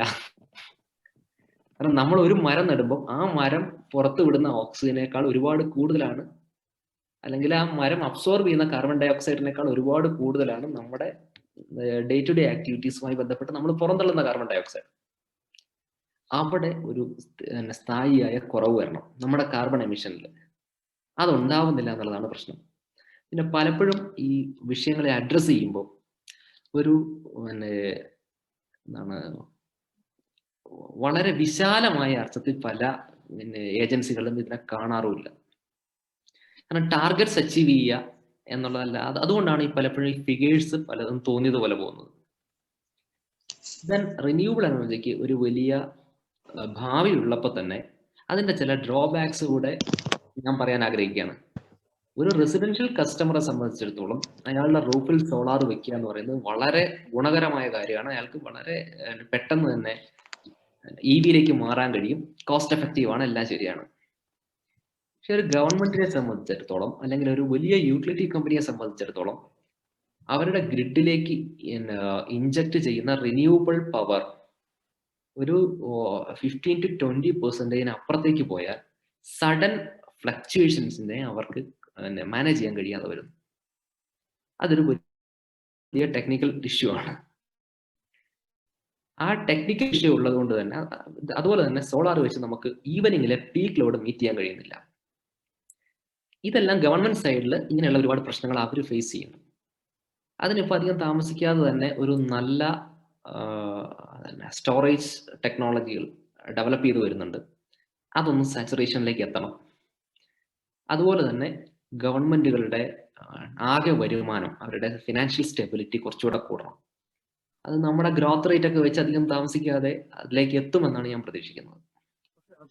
ഈ ടെക്നിക്കൽ ഇഷ്യൂസ് നമുക്ക് സോൾവ് ചെയ്യാം, ഫിനാൻഷ്യൽ ഇഷ്യൂസ് നമുക്ക് സോൾവ് ചെയ്യാം. പക്ഷെ നമ്മുടെ ഈ തീരദേശങ്ങളും നമ്മുടെ മൊത്തം തീരദേശം എന്ന് പറഞ്ഞാൽ കേരളത്തിന് മാത്രമല്ല ഇന്ത്യയിലും എല്ലാ രാജ്യങ്ങൾക്കും ഉണ്ട് തീരം. അവിടെയാണ് ഭൂരിപക്ഷം ആൾക്കാരും താമസിക്കുന്നത്. ടൗണും സിറ്റികളൊക്കെ അവിടെയാണ്. അപ്പൊ ആ മുങ്ങുന്നതല്ലേ നമുക്ക് ഏറ്റവും ഗ്രേവ് ആയിട്ടുള്ള ഇഷ്യൂ. അപ്പോൾ ഈ കോള് കത്തിക്കണോ, ഓയിൽ കത്തിക്കണോ, അല്ലെങ്കിൽ നമ്മൾ ഫിനാൻഷ്യൽ ഡെഫിസിറ്റ് മാനേജ് ചെയ്യണോ എന്നല്ല വലിയ ഇഷ്യൂ. ബട്ട് നമ്മുടെ വരും തലമുറ അനുഭവിക്കാൻ പോകുന്ന ദുരിതത്തെ കുറിച്ചല്ലേ നമ്മൾ അധികം സംസാരിക്കേണ്ടത്, മീൻസ് ബോധമുണ്ടാവേണ്ടത്. തീർച്ചയായിട്ടും അതെ. പക്ഷേ പോളിസി മേക്കേഴ്സിനെ സംബന്ധിച്ചിടത്തോളം അവര് ഈ ടോട്ടൽ സിസ്റ്റത്തെ റിന്യൂവബിൾ എനർജിയിലേക്ക് മാറ്റാൻ എടുക്കുന്ന ആ താമസം അല്ലെങ്കിൽ അതിന്റെ സ്പീഡ് ആക്സിലറേറ്റ് ചെയ്തു കഴിഞ്ഞാൽ വരുന്ന ഒരു ഹ്യൂജ് ഇൻവെസ്റ്റ്മെന്റ് അതിപ്പോ എടുക്കണം, അതോ ഒരു 10 വർഷത്തിനപ്പുറം ഈ ആളുകളെ മാറ്റി പാർപ്പിക്കുമ്പോൾ വരുന്ന ഫിനാൻഷ്യൽ ഓവർഹെഡ്സ് ഹാൻഡിൽ ചെയ്യണോ എന്നുള്ളൊരു പ്രശ്നം ശരിക്കും പറഞ്ഞാൽ ഈ പോളിസി മേക്കേഴ്സിന്റെ മുമ്പിലുണ്ട്. അതെ, ഈ policy is related to politics. അപ്പൊ അത് അവർ ചെയ്യുന്നില്ലെങ്കിൽ ഒരു സാധാരണ സിറ്റിസനെ നമുക്ക് എന്താണ് ചെയ്യാനുള്ളത്, എന്ത് ചെയ്യാൻ പറ്റും? നമ്മൾ പരമാവധി എനർജി കൺസംഷൻ കുറയ്ക്കുകയും നമുക്ക് പരമാവധി ഈ ഫോസിൽ ഫ്യൂവൽസിന്റെയും മറ്റു ഉപയോഗം കുറയ്ക്കുകയും റിന്യൂവബിൾ എനർജിയിലേക്ക് നമ്മൾ കോൺട്രിബ്യൂട്ട് ചെയ്യുകയും ചെയ്തുകൊണ്ടിരുന്നാൽ ഗ്രാജുവലി ഇത് സംഭവിക്കും. ഇത് ഗവൺമെന്റുകൾ ഒറ്റയടിക്ക് 1000 മെഗാവാട്ട് പ്ലാന്റ് സ്ഥാപിക്കുന്നതും ജനങ്ങൾ 5 കിലോവാട്ടും 2 കിലോവാട്ടും വെച്ച് ഇതിലേക്ക് എത്തുന്നതും as a whole same effect ആണല്ലോ ഉണ്ടാവുന്നത്. അതിപ്പോ സംഭവിച്ചു തുടങ്ങിയിട്ടുണ്ട്. കാരണം കഴിഞ്ഞ ഏതാനും വർഷങ്ങളായിട്ട് കേരളത്തിൽ ഫോറസ്റ്റ് കവർ കൂടുക ചെയ്തിട്ടുള്ളത്. അതായത് നാട്ടുംപുറങ്ങളിലെല്ലാം മരങ്ങളുടെയും ചെടികളുടെയും എല്ലാം അളവ് വല്ലാതെ കൂടിയിട്ടുണ്ട്. ഇത് നമ്മുടെ ജനങ്ങൾക്ക് ഇതുമായി ബന്ധപ്പെട്ട് നല്ല അവബോധം ഉണ്ടാകുന്നതുകൊണ്ടാണ്. ഇനി ഈ പറയുന്ന മരങ്ങൾ വെച്ച് പിടിപ്പിക്കുക, ആ തരത്തിലുള്ള ഇനീഷ്യേറ്റീവ്സിനെ പോളിസി മേക്കേഴ്സും ഗവൺമെന്റ്സും വല്ലാതെ സപ്പോർട്ട് ചെയ്യുന്നുണ്ട്. കാരണം അവിടെ ഒരു ഫിനാൻഷ്യൽ ഇഷ്യൂസ് ഇല്ല. ഫിനാൻഷ്യൽ ഇഷ്യൂ വരുന്നത് മറ്റേ ഇതിലാണ്. അതുപോലെ തന്നെ ഇപ്പൊ തന്നെ നമുക്ക് കേരളത്തിൽ നോക്കാം, വൈകുന്നേരം 6 മണി മുതൽ രാത്രി 10 മണി വരെയാണല്ലോ നമുക്ക് പീക്ക് ഡിമാൻഡ് വരുന്നത്. സോളാർ വെച്ച് നമുക്ക് ആ പീക്ക് ഡിമാൻഡിനെ മീറ്റ് ചെയ്യാൻ വകുപ്പില്ല. സോ ഗവൺമെന്റിന് ഒറ്റയടിക്ക് ഹൈഡ്രോ പവർ പ്ലാന്റ്സിനെയോ തെർമൽ പവർ പ്ലാന്റ്സിനെയോ അടച്ചുപൂട്ടാനോ അതിൽ നിന്ന് മാറാനോ കഴിയില്ല. ഇനി അതേസമയം തന്നെ നമ്മുടെ ഈ എനർജി നീഡ്സ് കുതിച്ചുയരുന്നതിനെയും ഗവൺമെന്റുകൾക്ക് കാണാതിരിക്കാൻ പറ്റില്ല, അഡ്രസ് ചെയ്തേ പറ്റൂ. സോ അവരെ സംബന്ധിച്ചിടത്തോളം എപ്പോഴും ഈ ഫിനാൻഷ്യൽ കാര്യങ്ങൾ ഒരു വലിയ വിഷയം തന്നെയാണ്. അജയ്, അങ്ങനെ നോക്കുമ്പോ നമുക്കിത് ഇവിടെ നമ്മുടെ ശ്രോതാക്കളെ ഇടയ്ക്ക് ഓരോ മെസ്സേജ് ഒക്കെ വിടുന്നുണ്ട്, ഞാൻ ഇഗ്നോർ ചെയ്യുന്നില്ല. നമുക്ക് QA എൻഡിലുണ്ടെങ്കിലും ഒരു റിലവന്റ് ക്വസ്റ്റ്യൻ ഞാൻ ചോദിക്കാം. നമ്മൾ ഈ സോളാർ എന്ന് മാത്രം പറഞ്ഞിരിക്കാതെ സൈലന്റ് ആയിട്ട് വേറെ റെവല്യൂഷൻ കൂടെ വരുന്നുണ്ട്, hydrogen as an energy. Definitely. അതിനെക്കുറിച്ച് നമ്മുടെ ഒരു ഇന്ത്യയിൽ നടക്കുന്ന കാര്യങ്ങളെ കുറിച്ച് ഒന്നൊരു അവലോകനം പറയാമോ? നമ്മുടെ കാണികൾക്ക് അത് ഇൻട്രസ്റ്റിംഗ് ആയിരിക്കും. അവർ പലരും കേൾക്കാത്തതാണ്. എന്താണ് ഈ ഹൈഡ്രജൻ എന്ന് പറഞ്ഞ് ഇവിടെ ബഹളം കൂടുന്ന ആൾക്കാർ, എന്താണ് സംഭവം? അത് ഹൈഡ്രജനെ ബേൺ ചെയ്തിരിക്കുക, ബൈ പ്രൊഡക്റ്റ് വാട്ടറാണ്. എന്നാൽ ഹൈഡ്രജനും ഓക്സിജനും കൂടെ ചേർന്ന് വെള്ളമാകും എന്നുള്ള പ്രോസസ്സാണ്. നമുക്ക് ആവശ്യത്തിന് എനർജി കിട്ടും.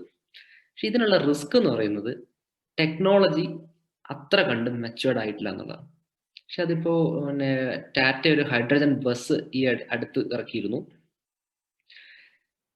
ഒരു 5 വർഷം മാക്സിമം അതിനുള്ളിൽ വളരെ അഫോർഡബിൾ ആയിട്ടുള്ള ഹൈഡ്രജൻ പവേർഡ് വെഹിക്കിൾസും ഹൈഡ്രജൻ പവേർഡായ മറ്റ് മെഷീനറീസും ഇന്ത്യയിൽ കോമൺ ആവും.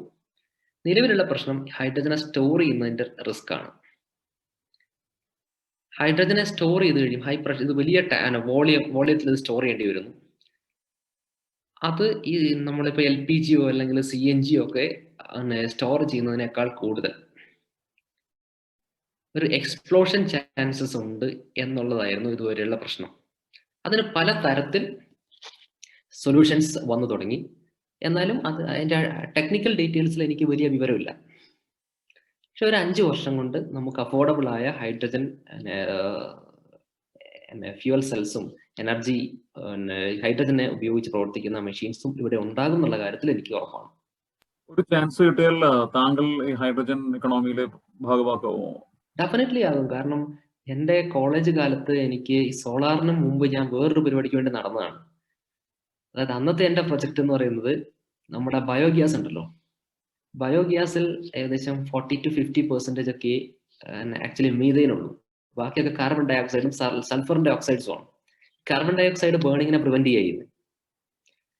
ഞാൻ ആക്ച്വലി നമ്മുടെ ബയോഗ്യാസിനെ 98% മീഥേനായിട്ട്, അതായത് CNG ഗ്രേഡിലേക്ക് അപ്ഗ്രേഡ് ചെയ്യാൻ എന്തെങ്കിലും വഴിയുണ്ടോ എന്ന് ആലോചിച്ച് അതിനുവേണ്ടി പ്രൊജക്ട് ഉണ്ടാക്കി നടന്നൊരു മനുഷ്യൻ കൂടിയാണ്. ഇൻട്രസ്റ്റിംഗ്. നമ്മൾ ഈ ഒരു ഗ്ലൂമി പിക്ചർ ഒക്കെ നമ്മൾ പറഞ്ഞ സ്ഥിതിക്ക് നമുക്ക് ഒരു പോസിറ്റീവ് കാര്യങ്ങളും പറയാം. താങ്കൾ പറയാം, അല്ലെങ്കിൽ എനിക്ക് പറയാം. നമ്മുടെ ചെറുപ്പകാലത്തൊക്കെ ഓസോൺ പാളിയിൽ വിള്ളൽ വീണു ആകെ പ്രശ്നമാണെന്നൊക്കെ കേട്ടതാണ്. അത് ഫസ്റ്റ് ടൈം നമ്മളൊരു ഇന്റർവെൻഷൻ വഴി, ഗവൺമെന്റൽ ഇന്റർവെൻഷൻ വഴി നമ്മുടെ ഓസോൺ പാളിയിലുള്ള വിള്ളല് നമ്മളത് മാറ്റിക്കളഞ്ഞു. ഇപ്പോ ഓസോൺ പാളി ഒരുവിധം നോർമലൈസ് ചെയ്തു. അതുകൊണ്ട് ഉണ്ടാകുന്ന എക്സ്ട്രാ നമ്മുടെ UV വികിരണങ്ങൾ വരുന്നതും സ്കിൻ ക്യാൻസർ വരുന്നതും പിന്നെ ഇവിടെ ചൂടിന്റെ പ്രശ്നങ്ങൾ മാറുന്നതും ഒക്കെ ഒരുവിധം മാറിയിട്ടുണ്ട്. അപ്പൊ ഞാനൊന്ന് ആഡ് ചെയ്യാണ്, നമ്മൾ ഓസോൺ പാളി നമ്മൾ ഈ റെഫ്രിജറൻസിന്റെ യൂസ് അതിന്റെ സ്പെസിഫിക്കേഷൻ മാറ്റി അത് ഇമ്പോസ് ചെയ്തു. അത് ഒരു 1-2 ഡെക്കേഡ് എടുത്തു അതൊന്ന് കൺട്രോൾ ആവാൻ. അപ്പൊ അത് നമുക്ക് സോൾവ് ചെയ്യാൻ പറ്റി. അത് വലിയൊരു കാര്യമാണ് അല്ലേ? അപ്പൊ അതുപോലെ നമ്മുടെ ഈ ഗ്ലോബൽ വാർമിങ്ങിൽ നമ്മൾ എവിടെ എത്തി നിൽക്കുന്നു, അത് സ്കോപ്പ് ഉണ്ടോ, അതേ നമ്മള് കാര്യം പോക്കാണോ എന്നൊന്ന് പറയാമോ? ഇതിപ്പോ എവിടം വരെ എത്തി നിൽക്കുന്നു, എങ്ങനെയാണ് അതിന്റെ ഒരു തുടർച്ച? ഇപ്പോ അത് എൻ്റെ ഒരു കണക്കൂട്ടൽ അടുത്ത ഒരു 10-15 വർഷം കൂടെ ഗ്ലോബൽ വാർമിംഗ് കൂടുകയുള്ളൂ എന്നാണ് എൻ്റെ ഒരു ഞാൻ വായിച്ചറിഞ്ഞ ഒരു അറിവ് വെച്ചിട്ട് എൻ്റെ കൺക്ലൂഷൻ. പക്ഷെ അത് കഴിഞ്ഞാൽ ഇത് കുറയാൻ തുടങ്ങും. അത് ഈ പറഞ്ഞ ഫ്രീയോൺ ഒക്കെ ഉണ്ടായിരുന്ന സമയത്ത് ഈ റെഫ്രിജറൻസ് കാരണം വന്ന ഓസോൺ പാളിയുടെ ശോഷണത്തിലുണ്ടായിരുന്ന സെയിം സെറ്റപ്പാണ്. ആ ഗ്രാഫ് ആദ്യം ഒന്ന് ആ ഗ്രാഫ് മുകളിലേക്ക് പോകും, അതിനുശേഷം തീർച്ചയായിട്ടും താഴേക്ക് വരും. അടുത്ത 10 വർഷം എന്തായാലും മുകളിലേക്കേ പോകുള്ളൂ. മനസ്സിലായി. ഇനി ഒരു കാര്യം എനിക്ക് ചോദിക്കാനുള്ളത്, സാധാരണക്കാർ ചുറ്റും നോക്കുന്ന ഈ പുറപ്പുറ സോളാർ പദ്ധതി ഉണ്ടല്ലോ, അത് താങ്കൾ തന്നെ പറഞ്ഞു നമ്മുടെ സബ്സിഡിക്ക് എന്റെ സുഹൃത്തുക്കളൊക്കെ 2-3 വർഷമായിട്ട് കാത്തു നിന്നിട്ട് ഇതുവരെ കിട്ടിയിട്ടില്ല. അപ്പൊ പലരും അതിന്റെ ഗുണം കണ്ടിട്ട് ഇപ്പൊ നമ്മൾ സ്വന്തമായിട്ട് പ്രൈവറ്റ് ആയിട്ട് ചെയ്യുന്നുണ്ട്. അപ്പോ അതിൽ ഓഫ് ഗ്രിഡ് ഉണ്ട്, ഓൺ ഗ്രിഡ് ഉണ്ട്. അപ്പൊ ഈ ഓഫ് ഗ്രിഡ് ആവുമ്പോൾ അതിന്റെ പ്രശ്നം ബാറ്ററി ഉണ്ട്, കുറച്ച് കോസ്റ്റ് കൂടും. ഇതിന്റെ രണ്ടിന്റെ ഒരു വ്യത്യാസം വളരെ ലളിതമായിട്ടും ഒന്ന് പറയാമോ? ഏറ്റവും ലളിതമായിട്ട്, ഇപ്പോ സാറിന്റെ വീട്ടിൽ സാറിന് 5 kW ഒരു പവർ പ്ലാന്റ് ആണ് ആവശ്യമെന്ന് വിചാരിക്കുക, സാറിന്റെ എനർജി നീഡ്സ് മൊത്തം മീറ്റ് ചെയ്യാൻ. അല്ലെങ്കിൽ എൻ്റെ അടുത്ത് 5 kW ആണ് ആവശ്യം. നമ്മൾ ഓൺ ഗ്രിഡ് ആണ് ചെയ്യുന്നതെങ്കിൽ നമ്മൾ പവർ ഉപയോഗിക്കാത്ത സമയത്ത് ബാക്കിയുള്ള പവർ ഗ്രിഡിലേക്ക് കയറി പോവും. നമുക്ക് എക്സ്ട്രാ പവർ ആവശ്യമുള്ള സമയത്ത് ഗ്രിഡിൽ നിന്ന് തിരിച്ചെടുക്കും. അവിടെ 5 kW യൂട്ടിലൈസേഷൻ പ്രതീക്ഷിക്കുന്ന നമ്മൾ 10 kW ഒരു മെഷീൻ കണക്ട് ചെയ്താലും സിസ്റ്റം ട്രിപ്പ് ആവുന്ന ഒരു പ്രശ്നം അവിടെ ഇല്ല. ആ എക്സ്ട്രാ പവർ KSEBയിൽ നിന്ന് എടുക്കുന്നതുകൊണ്ട്. ഇതാണ് നോർമലി നമുക്കുള്ള ഈ ഇമ്പോർട്ട് എക്സ്പോർട്ടിനേക്കാൾ കൂടുതൽ വരുന്നൊരു മെച്ചമാണത്. അതുപോലെ തന്നെ ഓൺ ഗ്രിഡ് സിസ്റ്റത്തിൽ നമ്മൾ എക്സ്ട്രാ KSEBക്ക് കൊടുക്കുന്ന പവറിന് നമുക്കൊരു റിട്ടേൺ കിട്ടുന്നു എന്നുള്ളത്. മൂന്നാമത് ഇനീഷ്യൽ ഇൻവെസ്റ്റ്മെന്റ് ഒരു 30 to 40% കുറഞ്ഞിരിക്കും. 30% എന്തായാലും കുറവായിരിക്കും. ഇനി മറ്റൊരു കാര്യമുള്ളത്, നമ്മൾ ഓഫ് ഗ്രിഡിലേക്ക് വരുമ്പോൾ ഒരു സെക്കൻഡ്, ഈ 30-40% കുറവായിരിക്കും എന്ന് പറഞ്ഞാൽ എന്തിനോടാണ് കമ്പയർ ചെയ്തത്? ഓഫ് ഗ്രിഡുമായിട്ട് കമ്പയർ ചെയ്യുമ്പോൾ. അപ്പൊ എന്താണ് ഓഫ് ഗ്രിഡിന് ആ കാശ് കൂടാനുള്ള കാരണം? ഓഫ് ഗ്രിഡിലെ ബാറ്ററിയുടെ കോസ്റ്റ് ആണ് പ്രശ്നം. ആ ബാറ്ററിയുടെ കോസ്റ്റ് വരുന്നത് ഇനീഷ്യൽ കോസ്റ്റ് മാത്രമല്ല, ഓരോ 5 yearsലും ഈ ബാറ്ററി റീപ്ലേസ് ചെയ്തുകൊണ്ടിരിക്കും. എന്ന് പറഞ്ഞാൽ ഒരു ഓഫ് ഗ്രിഡ് പവർ പ്ലാന്റ് അതിന്റെ ലൈഫ് ടൈമിൽ ഒരിക്കലും ബ്രേക്ക് ഇവൻ ആവില്ല. എന്തുകൊണ്ടാണ് ഈ ബാറ്ററി ഇത്ര സ്റ്റിൽ ഇറ്റ് ഈസ് കോസ്റ്റ്ലി? ഗവൺമെന്റിന് അറിയാലോ ഇത് ബാറ്ററിയിലാണ് ഈ സാധനം ഓടുന്നത്. അപ്പൊ അവര് അത് ഗവൺമെന്റിനെ സംബന്ധിച്ചിടത്തോളം അവരും ഗ്രിഡ് ഒരു ബാറ്ററി, ഒരു വിർച്വൽ ബാറ്ററി ആയിട്ട് ആക്ട് ചെയ്യുന്ന കൺസെപ്റ്റിനെയാണ് ഗവൺമെന്റിനും താല്പര്യം. കാരണം ഈ ബാറ്ററി ഉണ്ടാക്കാനും അതിന് കെമിക്കൽസും അതിന് ഇതും, ആ ബാറ്ററിയുടേതായ ഒരു കാർബൺ ഫുട് പ്രിന്റ് ഉണ്ടല്ലോ. അതാണ് ഒന്നാമത്തെ കാരണം. അപ്പൊ ബാറ്ററി പരമാവധി കുറയ്ക്കുന്നതാണ് കൂടുതൽ ഗ്രീൻ. രണ്ടാമത്തെ കാരണം, ഈ നമ്മുടെ വീടുകളിലൊക്കെ പലരും ഡേ ടൈമിൽ വീട് അടച്ചിടുന്നവരാണ്, നൈറ്റിലാണ് വർക്ക് ചെയ്യുന്നത്. അപ്പൊ ഡേ ടൈമിൽ നമ്മളിപ്പോ ഒരു ബാറ്ററിയിലേക്ക് പവർ കൊടുക്കുന്നു. ബാറ്ററിയുടെ എഫിഷ്യൻസി എന്ന് പറയുന്നത് ഏകദേശം ഒരു 80%, 85% മാക്സിമം കിട്ടുക. അപ്പൊ നമ്മള് 10 യൂണിറ്റ് ബാറ്ററിയിലേക്ക് സ്റ്റോർ ചെയ്താലും തിരിച്ച് 8.5 യൂണിറ്റേ കിട്ടുന്നുള്ളൂ. അവിടെ തന്നെ ഒരു ലോസ് വന്നു. ഈ ഓൺ ഗ്രിഡ് കറണ്ട് പോയാൽ നമ്മുടെ കേരളത്തിൽ പല ഭാഗത്തും അൺഡിക്ലെയർഡ് പവർ കട്ട്സ് വരുന്നുണ്ട്. അപ്പൊ ആ കറണ്ട് പോകുമ്പോ ഓൺ ഗ്രിഡ് ആണെങ്കിൽ വീട്ടിൽ കറണ്ട് ഇല്ല, ഞാൻ എന്ത് ചെയ്യും? അതിന് ഞങ്ങളൊക്കെ ഇപ്പൊ കൊടുക്കുന്ന സൊല്യൂഷൻ, ഒരാൾക്ക് 10 കിലോവാട്ടിന്റെ സോളാർ സിസ്റ്റം ആണ് വേണ്ടതെന്ന് വിചാരിക്കുക. അയാൾ 10 കിലോവാട്ട് ഓൺ ഗ്രിഡ് ചെയ്യുക. എന്നിട്ട് അവരുടെ ലൈറ്റ് ലോഡും ഫാൻ ലോഡും മാനേജ് ചെയ്യാൻ വേണ്ടി ഒരു സെപ്പറേറ്റ് UPS സിസ്റ്റം മെയിൻറ്റെയിൻ ചെയ്യുക. അതിലും ബാറ്ററി ഉണ്ടല്ലോ. ഉണ്ട്, പക്ഷെ കമ്പാരിറ്റീവ്ലി സൈസിങ് കുറയും. കാരണം 1 kilowatt solar system average 4 unit produce ചെയ്യുമെന്ന് വിചാരിക്കുകയാണെങ്കിൽ ആ 4 യൂണിറ്റ് സ്റ്റോർ ചെയ്യണമെങ്കിൽ നമുക്ക് ഏകദേശം 400 AH ബാറ്ററി വേണം. എന്ന് പറഞ്ഞാൽ 10 kW നമ്മൾ ഓൺ ഗ്രിഡ് ചെയ്ത് കഴിഞ്ഞാൽ 4000 AH ബാറ്ററി.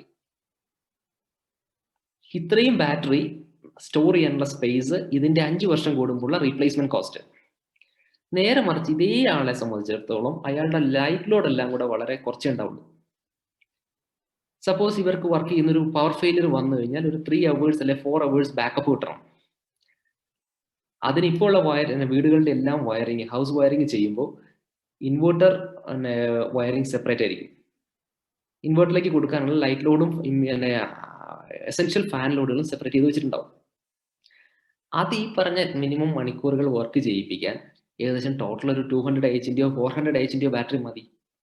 അപ്പോ എന്റെ കൺസംഷൻ ഇപ്പൊ ഈ പറഞ്ഞ ഈ 400 AH ഒരു ബാറ്ററി മാത്രമേ എനിക്കൊരു ടോട്ടൽ കൺസംഷൻ ഉണ്ടെങ്കിൽ ഞാൻ തന്നെ ഓൺ ഗ്രിഡ് പോകുന്ന എനിക്ക് ചെറിയൊരു ഓഫ് ഗ്രിഡ് വെച്ച് എന്റെ ജീവിതം നടക്കില്ലേ? അപ്പൊ സാർ വേറെ കാര്യമുണ്ട്.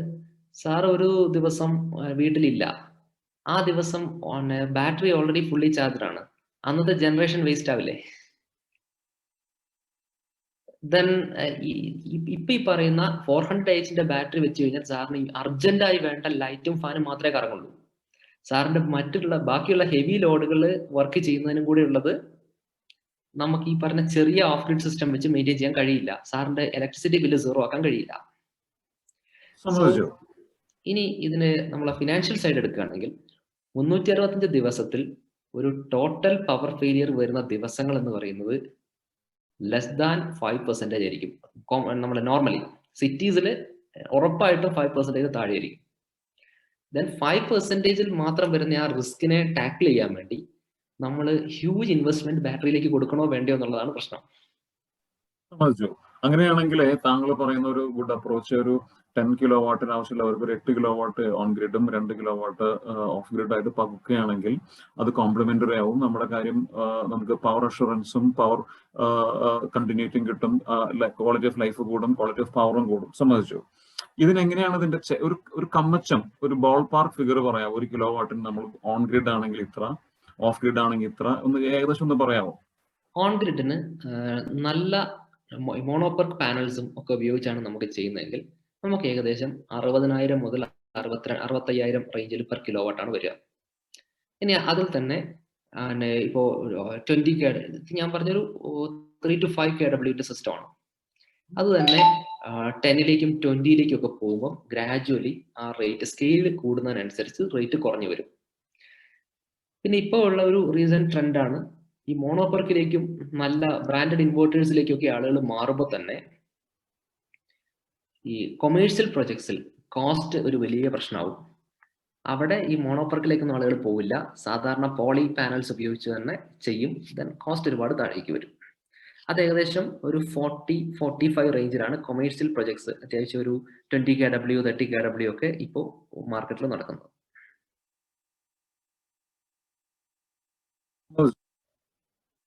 നമ്മൾ ഈ ഓൺ ഗ്രിഡ് വെച്ചു, ഓഫ് ഗ്രിഡ് വെച്ചു, ഇതെല്ലാം വെച്ചാലും വെയിലുണ്ടെങ്കിലല്ലേ പറ്റുള്ളൂ. നമ്മുടെ ഈ മൺസൂൺ നമുക്കറിയാം. അപ്പൊ ജൂൺ ഫസ്റ്റ് വീക്കിൽ മൺസൂൺ വന്നു കഴിഞ്ഞ് ഇത് മഴയൊക്കെ ഇങ്ങനെ കുറച്ച് നാളിങ്ങനെ നടക്കുന്നു. അപ്പൊ ആ സമയത്ത് എനിക്ക് 10 കിലോ വാട്ടും ഈ 1-2 കിലോ വാട്ടൊക്കെ അവിടെ ഇരിക്കുകയുള്ളൂ മഴ പെയ്യുമ്പോൾ. അപ്പോ അതിന് സപ്ലിമെന്റ് ആയിട്ട് എന്ത് ചെയ്യാൻ പറ്റും ഗ്രിഡിൽ നിന്ന് എടുക്കാതെ തന്നെ? അത് ഞാൻ ആക്ച്വലി 2016 മുതൽ ഞങ്ങൾ റൂഫ്ടോപ്പ് ഇൻസ്റ്റലേഷൻസ് ചെയ്യാറുണ്ടായിരുന്നു. അപ്പോൾ ഞങ്ങളുടെ ക്ലയൻസിന്റെ ഒരു ലോഡ് പ്രൊഫൈൽ ഒക്കെ വെച്ച് നോക്കുമ്പോൾ നമുക്ക് മനസ്സിലാവുന്നത് നന്നായി മഴ പെയ്യുന്ന സമയങ്ങളിൽ ആളുകളുടെ കൺസംഷൻ ഒരുപാട് താഴെയായിരിക്കും എന്നുള്ളതാണ്. പ്രൊഡക്ഷൻ നേരെ പകുതിയാവും. അതായത് 10 യൂണിറ്റ് കിട്ടിക്കൊണ്ടിരുന്ന വേനൽക്കാലത്ത് കിട്ടുന്നത് 5 യൂണിറ്റേ ഈ പറയുന്ന മഴ പെയ്യുന്ന സമയത്ത് കിട്ടും സെയിം സിസ്റ്റത്തിൽ നിന്ന്. പക്ഷെ ഒരു കാര്യമുണ്ട്, ആ സമയത്ത് ലോഡ് പ്രൊഫൈൽ എടുത്ത് നോക്കിയാൽ വേനൽക്കാലത്തുണ്ടായിരുന്ന കൺസംഷന്റെ പകുതിയിലും താഴേക്ക് വരും ഈ ആളുകളുടെ ഉപഭോഗവും. ഇതിന്റെ കാരണം ടെമ്പറേച്ചർ കുറയുന്നത് കൊണ്ട് AC വർക്ക് ചെയ്യുന്നില്ല, ഫാൻ വർക്ക് ചെയ്യുന്നില്ല, ലൈറ്റുകൾ മാത്രമേ ഉള്ളൂ. ലൈറ്റ്സ് എല്ലാം ഇപ്പൊ LED ആയതുകൊണ്ട് ലൈറ്റ് ലോഡിന്റെ കൺസംഷൻ വളരെ കുറവാണ്. സോ അത് ഇവരെ ബാധിക്കാറില്ല, ഇവരുടെ എനർജി ബില്ലിനെ അഫക്ട് ചെയ്യാറില്ല. അജയ് പറഞ്ഞത് വളരെ ഒരു കറക്റ്റ് ആയിട്ടുള്ള ഒരു പോയിന്റ് ആണ്. അത് ഞാൻ ഇങ്ങനെയാണ് അതിനെ കാണുന്നത്. കേരളം, നമ്മുടെ സംസ്ഥാനം ഈ സോളാർ വെക്കുന്നതിന് വളരെ യോജിച്ചതാണ്. ഇപ്പൊ നോർത്ത് ഇന്ത്യയിൽ തണുപ്പ് കാലത്തും കറണ്ട് കൺസംഷൻ കൂടുതലാണ്, ചൂട് കാലത്തും കറണ്ട് കൺസംഷൻ കൂടുതലാണ്. ചൂട് കാലത്ത് AC, തണുപ്പ് കാലത്ത് ഹീറ്റർ അല്ലെങ്കിൽ ഹീറ്റിംഗ് ഡിവൈസസ്, വെള്ളം ചൂടാക്കലും കാര്യങ്ങളൊക്കെ ഉണ്ട്. അപ്പോ അതിനർത്ഥം കേരളം എന്തുകൊണ്ടും സോളാർ പദ്ധതിക്ക് യോജിച്ചതാണ് അല്ലേ? അതെ അതെ, കേരളം, തമിഴ്നാട്, കർണാടക, ആന്ധ്ര വരെ ആ സൗത്ത് ഇന്ത്യ ഇതിന് ബെസ്റ്റ് ആയിട്ടുള്ള സ്ഥലമാണ്. മനസ്സിലായി. ഇതൊരു ഒരു ഉപചോദ്യം ഉള്ളത്, നമുക്ക് എന്തുകൊണ്ട് ഈ കാറ്റിന്റെ സാധ്യതകൾ, മഴക്കാലത്ത് കാറ്റുണ്ടാവല്ലോ, ഞാൻ പറയുന്നത് 2 മെഗാവാട്ട് 3 മെഗാവാട്ട് ഒറ്റ വിൻഡ് പവർ മില്ലിന്റെ കാര്യമല്ല പറയുന്നത്. ചെറുവക മൈക്രോ ഈ സോളാർ പവർ നമ്മൾ 2 കിലോ വാട്ട് വെക്കുന്ന പോലെ ചെറുതൊരെണ്ണം നമ്മുടെ വീടിന്റെ മേലെ വെച്ചൂടെ, ഇതിന് സപ്ലിമെന്റ് ആയിട്ട് രാത്രി വർക്ക് ചെയ്യാൻ വേണ്ടി? മൈക്രോ വിൻഡ് ടർബൈൻസ് വെക്കുന്നത് കൊണ്ടൊന്നും കുഴപ്പമില്ല. പക്ഷെ ഈ കേരളത്തിലെ വിൻഡിന് ഒരു ബുദ്ധിമുട്ടുണ്ട്. വിൻഡ് ടർബൈൻസ് നോർമലി ഒരു 12 metre per second speed, 10 to 12 metre per second സ്പീഡിലൊക്കെയാണ് ഇത് ഐഡിയൽ ആയിട്ട് വർക്ക് ചെയ്യുക. അപ്പൊ ഈ വിൻഡിന്റെ സ്പീഡ് ഒരു പരിധി കഴിഞ്ഞ് കൂടിക്കഴിഞ്ഞാൽ ഇത് കട്ട് ഓഫ് ആവും, പിന്നെ ഐഡിയൽ ആയിട്ട് കറങ്ങുകയുള്ളൂ. ഇത് സ്പീഡ് കൂടിയാൽ, അല്ല കാറ്റിന്റെ ഗതി വേഗം കൂടിയാൽ എന്താണ് സംഭവിക്കുന്നത്? ഇപ്പോ നമുക്ക് മൺസൂൺ കാലത്ത് നമുക്ക് ഹെവി വിൻഡ് വരും ഇവിടെ. ഹെവി വിൻഡ് വരുമ്പോൾ നമുക്ക് ഈ വിൻഡ് ടർബൈൻ സെറ്റ് ചെയ്തിരിക്കുന്ന സ്പീഡിനേക്കാൾ ഒരുപാട് കൂടിക്കഴിഞ്ഞാൽ പിന്നെ വിൻഡ് ടർബൈൻ വെറുതെ കറങ്ങുക എന്നല്ലാതെ ജനറേറ്റർ കറങ്ങില്ല. അതിഭയങ്കരമായ കാറ്റ് വരുമ്പോൾ വിൻഡ് ടർബൈന്റെ സ്പീഡ് കൂടുകയും അതിനകത്തുള്ള ഒരു സ്പീഡ് ഗവേണിംഗ് സിസ്റ്റം കാരണം അവിടെ പവർ ജനറേഷൻ കട്ടാവും. അല്ലെങ്കിൽ ഈ ഭയങ്കര വോൾട്ടേജും ഒക്കെ വന്നിട്ട് നമ്മുടെ ഉപകരണങ്ങൾ ചിലപ്പോൾ കേടാവാനും കത്തിപ്പോവാനും സാധ്യതയുണ്ട്. പക്ഷെ അതൊക്കെ ടെക്നിക്കൽ പ്രോബ്ലം ആണ്, അതൊക്കെ സോൾവബിൾ ആണ്. പക്ഷെ ഇങ്ങനെ ഒരു പ്രശ്നമുണ്ട്. പിന്നെ ഇതിന്റെ ഓപ്പോസിറ്റ് എന്ന് പറഞ്ഞാൽ കാറ്റ് തീരെയില്ലെങ്കിൽ ഇത് കറങ്ങില്ല. അപ്പൊ ആ സമയത്ത് നമുക്ക് കറണ്ട് കിട്ടില്ല എന്നുള്ള ഒരു പ്രശ്നം കൂടെ ഉണ്ട്. പക്ഷെ ഇതൊരു ഹോപ്പ്ഫുൾ സിറ്റുവേഷൻ ആണ്. നമ്മുടെ കാണിയിൽ ഒരാൾ ചോദിച്ചു, ഇത് രണ്ടും കമ്പൈൻ ചെയ്ത് ഹൈബ്രിഡ് സിസ്റ്റംസ് വരുന്നുണ്ട് ഫ്യൂച്ചറിലെ. നമുക്കത് ഒരു ആശാവഹമാണ്, നമുക്ക് അതിനുവേണ്ടി കാത്തിരിക്കാം. വിൻഡ് ടർബൈന്റെ കാര്യം പറഞ്ഞത്, മൈക്രോ വിൻഡ് മിൽ ഭയങ്കര സ്പീഡ് കൂടുമ്പോൾ അതിന്റെ അതായത് ഒരു നോർമൽ വിൻഡ് ടർബൈൻസിന് സ്പീഡ് വലിയ സ്പീഡ് കിട്ടിയിട്ട് നമുക്ക് വലിയ ജനറേഷൻ ബെനിഫിറ്റ് കിട്ടില്ല. കേരളത്തിലെ കാര്യം വെച്ചാൽ ഇവിടെ കോൺസ്റ്റന്റ് ആയിട്ട് വിൻഡ് കിട്ടുന്നില്ല എന്നുള്ളതാണ്. അതായത് ചില സമയത്ത് വലിയ സ്പീഡിലുള്ള വിൻഡ് കിട്ടും, നമുക്ക് ഉപകാരമില്ല. മറ്റ് സമയങ്ങളിൽ നമുക്ക് വേണ്ട റേറ്റഡ് സ്പീഡ് ഇല്ലാത്ത വിൻഡ് കിട്ടും. ഇതിനുള്ള സൊല്യൂഷൻ കരക്കാറ്റിനെയും കടൽക്കാറ്റിനെയും ഉപയോഗിക്കുക എന്നുള്ളതാണ്. നമ്മുടെ സീ ഷോറിൽ മൈക്രോ വിൻഡ് ടർബൈൻസ് വെക്കുക എന്നുള്ളതാണ്. അതിപ്പം കേരള ഇലക്ട്രിസിറ്റി ബോർഡും അനർട്ടും ഒക്കെ ആ രീതിയിൽ ചിന്തിക്കുന്നുണ്ട്, ആ രീതിയിലുള്ള കാര്യങ്ങൾ നടക്കുന്നുണ്ട്. അച്ഛേ, നമ്മുടെ ഒറിജിനൽ നമ്മൾ വെച്ചിട്ടുള്ള ഒരു മണിക്കൂർ സമയമായി. അപ്പൊ നമുക്കൊരു കൺക്ലൂഷനിലേക്ക് കിടക്കാം.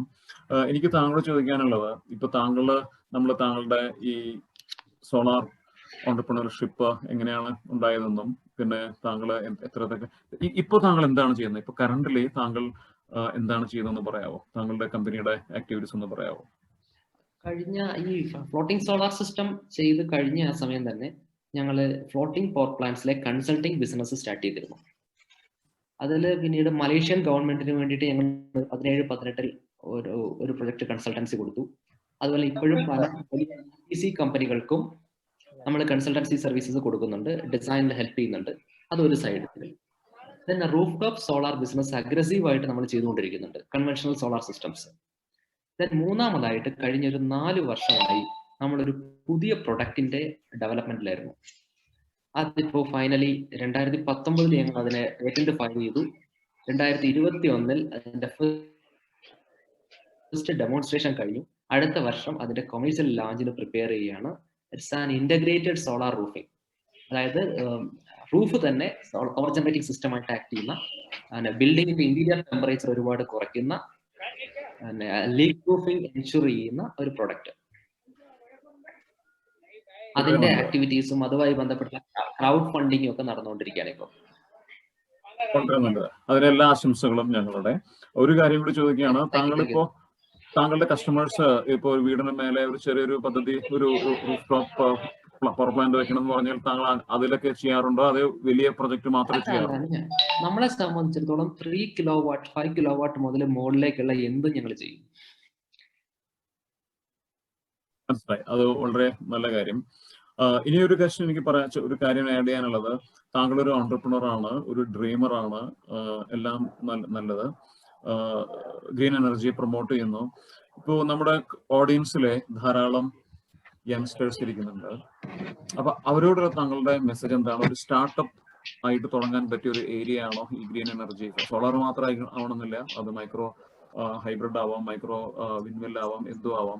അത് താങ്കൾക്ക് അവർക്കുള്ള മെസ്സേജ് എന്താണ്? ഇതൊരു ആസ് എ ബിസിനസ് ഏരിയ എന്താണ് മെസ്സേജ്? എനിക്ക് പറയാനുള്ളത്, ഇപ്പോൾ നമ്മളിപ്പോൾ ഒരു IT ആയിട്ടൊക്കെ കമ്പയർ ചെയ്ത് കഴിഞ്ഞാൽ പെട്ടെന്ന് ഇൻകം വന്ന് തുടങ്ങുന്ന ഒരു സെക്ടർ അല്ല ഇത്. ഇതൊന്നും പിന്നെ കാരണം ഇനീഷ്യൽ ഇൻവെസ്റ്റ്മെന്റ് കുറച്ച് കമ്പാരിറ്റീവ്ലി കൂടുതലായിരിക്കും. അതുപോലെ തന്നെ ഇൻകം വന്നു തുടങ്ങാൻ സമയമെടുക്കും. പക്ഷെ വൺസ് നമ്മൾ ഇന്ന് സ്ട്രീം ലൈൻഡ് ആയി കഴിഞ്ഞാൽ ഇത് വളരെ സ്റ്റെബിലൈസ്ഡ് ആയിട്ട് ബിസിനസ് മുന്നോട്ട് പോവുകയും ചെയ്യും. അത് ക്ലയൻസിന്റെ സാറ്റിസ്ഫാക്ഷൻ ലെവലിന് ഡയറക്ട്ലി പ്രൊപ്പോർഷണൽ ആയി അതിങ്ങനെ പോയിക്കൊണ്ടിരിക്കും. നമ്മുടെ കസ്റ്റമർ സർവീസ് ആണ് ഇതിനകത്ത് ഏറ്റവും പ്രധാനപ്പെട്ട ഘടകം. രണ്ടാമത് പറയാനുള്ളത്, പണമാണ് നിങ്ങളുടെ ഫസ്റ്റ് പ്രയോറിറ്റി എങ്കിൽ നിങ്ങൾ എന്റർപ്രണർ ആവരുത്. പണം ഉണ്ടാക്കാൻ ഒരുപാട് വഴികളുണ്ട്. പണത്തിന് അപ്പുറം ഒരു പർട്ടിക്കുലർ പ്രോബ്ലം സോൾവ് ചെയ്യണം, അല്ലെങ്കിൽ സൊസൈറ്റിയിൽ ഒരു മാറ്റം ഉണ്ടാക്കണം, കൂടുതൽ പേർക്ക് ജോലി കൊടുക്കണം. ഇങ്ങനെ എന്തെങ്കിലുമുള്ള ഒരു മോട്ടോ കൂടെ ഉണ്ടെങ്കിൽ മാത്രമേ എന്റർപ്രണറിയൽ ലൈഫിലേക്ക് നിങ്ങൾക്ക് സാറ്റിസ്ഫാക്ഷൻ കിട്ടുള്ളൂ. അതാണ് എനിക്ക് ആളുകളോട് പറയാനുള്ളത്. പണം എപ്പോഴും ഈ ജേർണിയിലെ ഒരു ബൈ പ്രൊഡക്റ്റ് മാത്രമാണ്.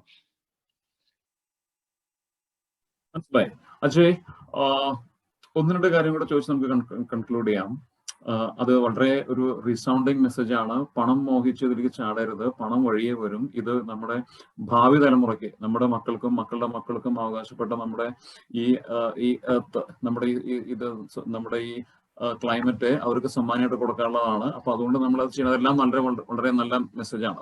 താങ്കൾ ഒരു കാര്യം തുടക്കത്തിൽ പറഞ്ഞിരുന്നു, നമ്മൾ ഒരു വോട്ട് ജനറേറ്റ് ചെയ്യുന്ന പോലെ തന്നെയാണ് നമ്മൾ ഒരു വോട്ട് സേവ് ചെയ്യുന്നതും. അത് താങ്കൾ സൂചിപ്പിച്ചിരുന്നു. അതൊന്ന് പെട്ടെന്ന് പറഞ്ഞിട്ട് നമുക്ക് കൺക്ലൂഷനിലേക്ക് കടക്കാം. എനിക്ക് ഒന്ന് രണ്ട് ചെറിയ കാര്യങ്ങളെ പറയാനുള്ളൂ. അതൊന്ന് പറയാവോ? ഞാൻ ഇപ്പൊ എന്റെ പുരപ്പുറത്ത് ഒരു സോളാർ എന്റെ വീട്ടിൽ വെച്ചിട്ടുണ്ട്. അത് വേറെ കേസ്. നമ്മുടെ കാണികൾക്ക് അത് വെക്കുന്നതിന് മുമ്പ് എനർജി സേവ് ചെയ്യാനുള്ള കുറച്ച് ടിപ്സ് പറയാവോ? ഒന്നാമത്തെ കാര്യം, നമ്മുടെ ഇൻഎഫിഷ്യന്റ് ആയിട്ടുള്ള എക്യുപ്മെന്റ്സ് ആണ് പല വീടുകളിലും പല കൊമേഴ്ഷ്യൽ സ്ഥാപനങ്ങളിലും ഏറ്റവും അധികം എനർജി വേസ്റ്റ് ചെയ്യുന്നത്. അതായത് പിന്നെ പ്രോപ്പറായിട്ട് മെയിൻ്റനൻസ് ചെയ്യാത്ത മെഷീൻസ്, അത് നമ്മുടെ പമ്പ് സെറ്റ് വരെ ആകാം.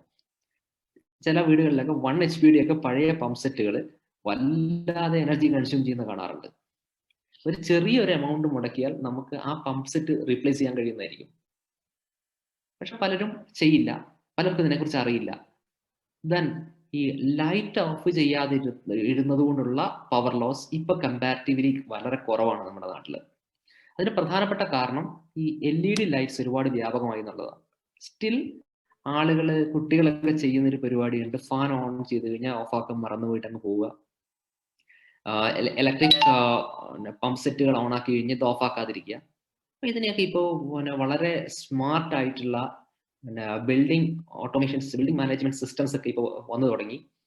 അതിനകത്ത് എനിക്ക് തോന്നുന്നത് ഒരു അടുത്ത 5 വർഷം കൊണ്ട് നമ്മുടെ വീടുകളും നമ്മുടെ ഓഫീസുകളും എല്ലാം BMS വെച്ച് കൺട്രോൾ ചെയ്യപ്പെടുന്ന വളരെ എനർജി എഫിഷ്യന്റ് ആയിട്ടുള്ള ഒരു സിസ്റ്റമായി മാറുമെന്നാണ്. മനസ്സിലായി. താങ്കൾ ഇത് ജസ്റ്റ് ടിപ്പ് മാത്രമാണ്. ഇതിൽ നമുക്ക് പറയുകയാണെങ്കിൽ ഇനി 1 മണിക്കൂറുടെ സംസാരിക്കാനുള്ള വിഷയമുണ്ട്, പക്ഷെ നമുക്കത് പറയാൻ പറ്റില്ല. അപ്പൊ ഞാൻ ഒരു കാര്യം കൂടെ ചോദിച്ച് കൺക്ലൂഷനിൽ കിടക്കാം. നമ്മുടെ കാണികൾക്ക് വേണ്ടിയുള്ള ഒരു സ്പെഷ്യൽ ക്വസ്റ്റൻ ആണ്. ഇപ്പോൾ അവര് ഓൾറെഡി അവെയർ ആണ്. ഒന്നുകൂടെ താങ്കളുടെ ആംഗിൾ എന്നുള്ള ആൻസർ കിട്ടിയപ്പോൾ അവർ ഒന്നുകൂടിയും വളരെ ഇൻഫോർമേറ്റീവ് ആണെന്നാണ് മെസ്സേജസ് വരുന്നത്. അപ്പോ ഇത് അവർക്ക് ഇനി ഇത് കണ്ടിന്യൂ ചെയ്യാൻ, ഇതിപ്പോ നമ്മൾ 1 മണിക്കൂർ സംസാരിച്ചു, ദിസ് ഇസ് നോട്ട് ഓൾ. അപ്പൊ ഇനി അവർക്ക് കണ്ടിന്യൂസ് ആയിട്ട് ഈ സ്ട്രീമിൽ നിന്ന് ഇൻഫർമേഷൻ കിട്ടാൻ അവര് സോഷ്യൽ മീഡിയയിലോ അല്ലെങ്കിൽ എങ്ങനെയാണ് അവർ ഈ അവബോധം ഇനി കൂടുതൽ ആർജിക്കേണ്ടത്? തീർച്ചയായിട്ടും ഇന്റർനെറ്റിന്റെ കാലത്ത് ഏറ്റവും അധികം ഇന്റർനെറ്റിനെ ഉപയോഗിക്കണം എന്ന് തന്നെ ഞാൻ പറയുള്ളൂ. ദെൻ എന്തെങ്കിലും സ്പെസിഫിക് ആയിട്ടുള്ള കാര്യങ്ങൾ അറിയാനുണ്ട്, താല്പര്യമുണ്ടെങ്കിൽ ഡെഫിനറ്റ്ലി ഞാനുമായിട്ട് കണക്ട് ചെയ്യാം. അതുപോലെ തന്നെ സാർ ഇതിനകത്തുള്ള ഒരു റിസോഴ്സ് പേഴ്സൺ ആണല്ലോ, നമുക്കെല്ലാം പറ്റുന്ന രീതിയിലെല്ലാം ഹെൽപ്പ് ചെയ്യാൻ കഴിയുമല്ലോ. അതെ, അവിടേക്കാണ് ഞാനിത് കൊണ്ടുവന്നത്. നമ്മുടെ കാണികൾക്ക് പണ്ടത്തെ പോലെ ഒരു 10-20 കൊല്ലം മുമ്പ് അൺതിങ്കബിൾ ആയിരുന്ന കാര്യങ്ങൾ ഇപ്പോൾ ഒരു വിരൽത്തുമ്പിൽ നമുക്ക് നമ്മുടെ യൂട്യൂബിലോ അല്ലെങ്കിൽ സോഷ്യൽ മീഡിയ പല ചാനലിലും ഭയങ്കരമായിട്ട് കിട്ടുന്നുണ്ട്. അതിൽ ഞാനിപ്പോൾ എൻ്റെ ഒരു കാര്യം ഞാൻ പറയാം. ഞങ്ങളും എൻ്റെ കുറച്ച് സുഹൃത്തുക്കളായിട്ട് ക്ലബ് ഹൗസ് ഒരു വലിയൊരു ഫിനോമിനാണല്ലോ ഇപ്പോ. അപ്പോ അതില് കേരള സോളാർ ക്ലബ് എന്ന് പറഞ്ഞ് ഒരു ക്ലബ്ബ് തുടങ്ങിയിട്ടുണ്ട്. ഞാനിവിടെ ബാംഗ്ലൂരാണ്, പക്ഷെ എൻ്റെ സുഹൃത്തുക്കൾ നാട്ടിൽ നിന്ന്, ഞാനൊരു മോഡറേറ്ററാണ്. ഞങ്ങളെ അത്ഭുതപ്പെടുത്തിക്കൊണ്ട് അത് 105ാമത്തെ ദിവസമാണെന്ന് ഡെയിലി അവിടെ ഡിസ്കഷൻ നടക്കുന്നു. 100-200 ആൾക്കാർ അവിടെ പലപ്പോഴും വന്നിട്ട് ചോദിക്കാറുണ്ട്. എനിക്ക് തോന്നുന്നു ഒരു 10,000-ഓളം ആളുകൾ അവിടെ വന്ന് ചോദിച്ചു പോയിട്ടുണ്ട്. അപ്പോൾ നമ്മളെ കേൾക്കുന്ന അവർക്ക് അവിടെ സ്വാഗതം. യൂട്യൂബിലുണ്ട്.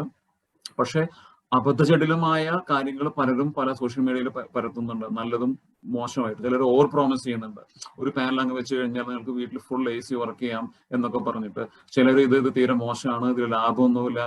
അപ്പൊ രണ്ടിന്റെ ഇടയ്ക്കാണ് സത്യം എന്ന് എനിക്ക് തോന്നുന്നു. അപ്പൊ അതുകൊണ്ട് കണ്ണും ചെവിയും തുറന്നു വെച്ച് നമ്മുടെ സോഷ്യൽ മീഡിയയിൽ ഇഷ്ടം പോലെ മെസ്സേജുകളുണ്ട്, അതെല്ലാം വായിക്കുക. അതിന് നല്ലത് മാത്രം എടുക്കുക. എന്നിട്ട് നമ്മുടെ ഈ തലമുറ നമ്മൾ യൂസ് ചെയ്ത് പുറത്തെറിയാതെ കളയാതെ നമ്മുടെ ഈ ക്ലൈമറ്റിനെ നമുക്ക് നമ്മുടെ അടുത്ത തലമുറയ്ക്കും അതിന്റെ അടുത്ത തലമുറയ്ക്കും നല്ലൊരു കണ്ടീഷനിൽ നമുക്കത് കൊടുക്കാനുള്ള ഉത്തരവാദിത്വം നമുക്കുണ്ട്. അത് മനസ്സിൽ വെച്ചുകൊണ്ട് നമ്മളിത് മനസ്സിലാക്കുകയാണെങ്കിൽ നമുക്കിതെല്ലാം ഒരു ബാലൻസിൽ ചെയ്യാൻ പറ്റുന്നതാണ് എന്റെ വിശ്വാസം. അല്ലേ അജയ്? താങ്കൾക്കൊന്ന് കൺക്ലൂഡ് ചെയ്യാം. തീർച്ചയായിട്ടും അതിനകത്ത് പ്രോപ്പറായിട്ട് ഇപ്പൊ തന്നെ ഞാൻ എൻ്റെ ഈ സെഷൻസിനിടയിൽ സാറും എന്നെ ശ്രദ്ധിച്ചു കാണും. ഞാൻ പലപ്പോഴും പറഞ്ഞത് എല്ലാ പ്രോബ്ലത്തിനെയും റിന്യൂവബിൾ എനർജി കൊണ്ട് ഒരു സൊല്യൂഷൻ കൊടുക്കാൻ കഴിയില്ല എന്ന് ഞാൻ പറയുമ്പോഴും, ഞാൻ റിന്യൂവബിൾ എനർജിയിൽ ബിസിനസ് ചെയ്യുന്നയാളാണ്. എല്ലാത്തിനെയും സോൾവ് ചെയ്യാൻ കഴിയും എന്ന് പ്രോമിസ് ചെയ്യുക എന്ന് പറയുന്നത് ഒരിക്കലും ചെയ്യാൻ പാടില്ല. അതുകൊണ്ടാണ് അല്ലെങ്കിൽ എനിക്ക് തീർച്ചയായിട്ടും സാർ ഈ പറഞ്ഞ പോലെ പറയാമല്ലോ. പക്ഷെ നമ്മളൊക്കെ പറയുന്നത് പോലെ ഡ്രോബാക്സ് ഉണ്ട്, ചില ലിമിറ്റേഷൻസ് ഉണ്ട്. ചില കാര്യങ്ങളിൽ ടെക്നോളജി അപ്ഡേറ്റ് ചെയ്യപ്പെടാനുണ്ട്. ആ റിയാലിറ്റിയെ അഡ്രസ്സ് ചെയ്തുകൊണ്ട് തന്നെ നമുക്ക് മുന്നോട്ട് പോകാൻ കഴിയുമെന്നും അതുതന്നെയാണ് ഈ ഇൻഡസ്ട്രി പ്രതീക്ഷിക്കുന്നതെന്നാണ് എനിക്ക് പറയാനുള്ളത്. മനസ്സിലായി. അജയ് തോമസ് വത്സ, താങ്കൾ വളരെ നന്നായി ഇവിടെ സംസാരിച്ചു. നമുക്ക് ഈ 1 മണിക്കൂർ എന്ന് പറഞ്ഞാൽ അധികം വലിയ സമയമൊന്നുമല്ല. നമ്മളെ കേട്ടിരുന്ന കാണികൾ വളരെ അക്ഷമരായിട്ട് ഇതെല്ലാം കേട്ടു. അവർ എനിക്ക് മെസ്സേജ് അയച്ചുകൊണ്ടിരുന്നു. വളരെ പോസിറ്റീവായിട്ടാണ് അവരത് റിസീവ് ചെയ്തത്. എല്ലാവർക്കും ഒരു ഇനീഷ്യേഷൻ കിട്ടിയിട്ടുണ്ട്. ഇനി നെക്സ്റ്റ് ലെവലിലേക്ക് അവർ തന്നെ സ്വയം കണ്ടുപിടിച്ചോളും, അല്ലെങ്കിൽ നമ്മുടെ അടുത്ത പരിപാടിയിലേക്ക് അവർ വരുന്ന എനിക്ക് ധാരണയുണ്ട്. താങ്കളുടെ ആ സ്ക്രീനിലെ താങ്കളുടെ കമ്പനിയുടെ ഇൻഫർമേഷൻ ഒന്ന് കൊടുക്കുകയാണെങ്കിൽ അവർക്ക് വേണമെങ്കിൽ താങ്കളെ കോൺടാക്ട് ചെയ്യാം. ചാറ്റിൽ മേ ബി കോൺടാക്ട് ഡീറ്റെയിൽസ് കൊടുത്തു കഴിഞ്ഞാൽ അദ്ദേഹത്തിന് ഒരു PPT സ്ലൈഡ് ഉണ്ടെന്നാണ് എനിക്ക് മനസ്സിലായിട്ടുള്ളത്.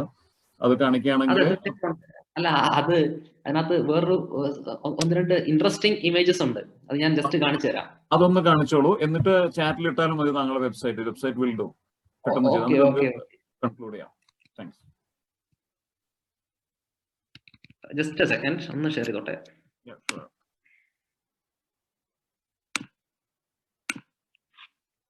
കാണുന്നുണ്ടോ? കാണുന്നുണ്ട്.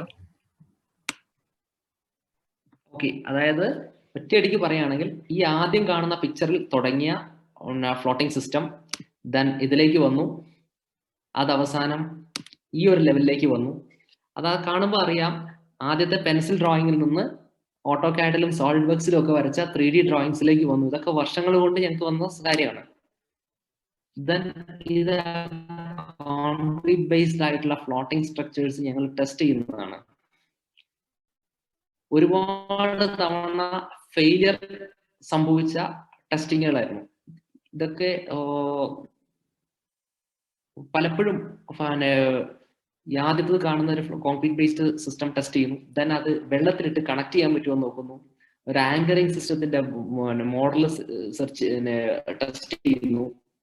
ദെൻ ആ കണക്ട് ചെയ്തെടുത്ത സാധനത്തിന്റെ ജോയിന്റ്സ് ഫെയിൽ ആവുന്നു. കണ്ടോ, ഇവിടെ കണ്ട എഡ്ജ് ക്രാക്ക് ചെയ്തിരിക്കുന്നു.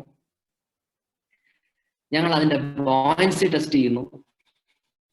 ദെൻ പ്രൊജക്ട് ഇംപ്ലിമെന്റ് ചെയ്തുകൊണ്ടിരിക്കുമ്പോൾ ബാക്കിൽ നിന്നൊരു ലാൻഡ് സ്ലൈഡ്, വീണ്ടും നമ്മൾ അത് ഒന്നിന് തുടങ്ങുന്നു. ദെൻ ഇതാ ഈ കിടക്കുന്ന വൈറ്റ് ആയിട്ടുള്ള സ്പോട്ട് സാധനം കംപ്ലീറ്റ് ചെയ്യുന്നു. അതിനകത്ത് 4 കോർണറുകളിലും ആംഗിൾസ് ഉറപ്പിക്കുന്നു. അത് വെള്ളത്തിന് നടുക്ക് ഇറക്ട് ചെയ്യുന്നു. പാനൽ ഇൻസ്റ്റലേഷൻ നടത്തുന്നു. ഫൈനലി അതിന്റെ കമ്മീഷനിങ്ങിൽ എന്നെ ഈ നിൽക്കുന്ന ചെറിയ മനുഷ്യനാണ്. ആ കമ്മീഷനിങ്ങിന് KSEB അദ്ദേഹത്തെ കൂടെ കൊണ്ടുവന്നിരുന്നു. ദെൻ നമ്മളത് കംപ്ലീറ്റ് ചെയ്തു. ഇത് ഇന്ത്യയിലെ ആദ്യത്തെ on grid floating solar power plant ആയിരുന്നു. കോൺക്രീറ്റ് ബേസ്ഡ് ഫ്ലോട്ടിംഗ് കോൺക്രീറ്റ് വെച്ച് ചെയ്ത വേൾഡിലെ ഫസ്റ്റ് വൺ ആയിരുന്നു. അതിൽ ഞങ്ങൾ ഒരുപാട് ടെക്നിക്കൽ അച്ചീവ്മെന്റ്സ് ഉണ്ടാക്കി. അത് 253 kg/m² വെയിറ്റ് ക്യാരിങ് കപ്പാസിറ്റി അതിനുണ്ടായിരുന്നു. ദെൻ മിനിമം ഡ്രോഡൗൺ ലെവലിലും ഫുൾ റിസർവോയർ ലെവലിലും ആ vertical variation up to 30 metre absorb ചെയ്യാൻ കഴിയുമായിരുന്നു. ദെൻ മലേഷ്യൻ ഗവൺമെന്റിന് വേണ്ടി ഞങ്ങൾ ഒരു കൺസൾട്ടൻസി ചെയ്തു. നൗ നമ്മുടെ ഒരു പുതിയ ടെക്നോളജിയെ കുറിച്ച് ഞാൻ പറഞ്ഞല്ലോ, അത് ജസ്റ്റ് ഒന്ന് കാണിക്കാം.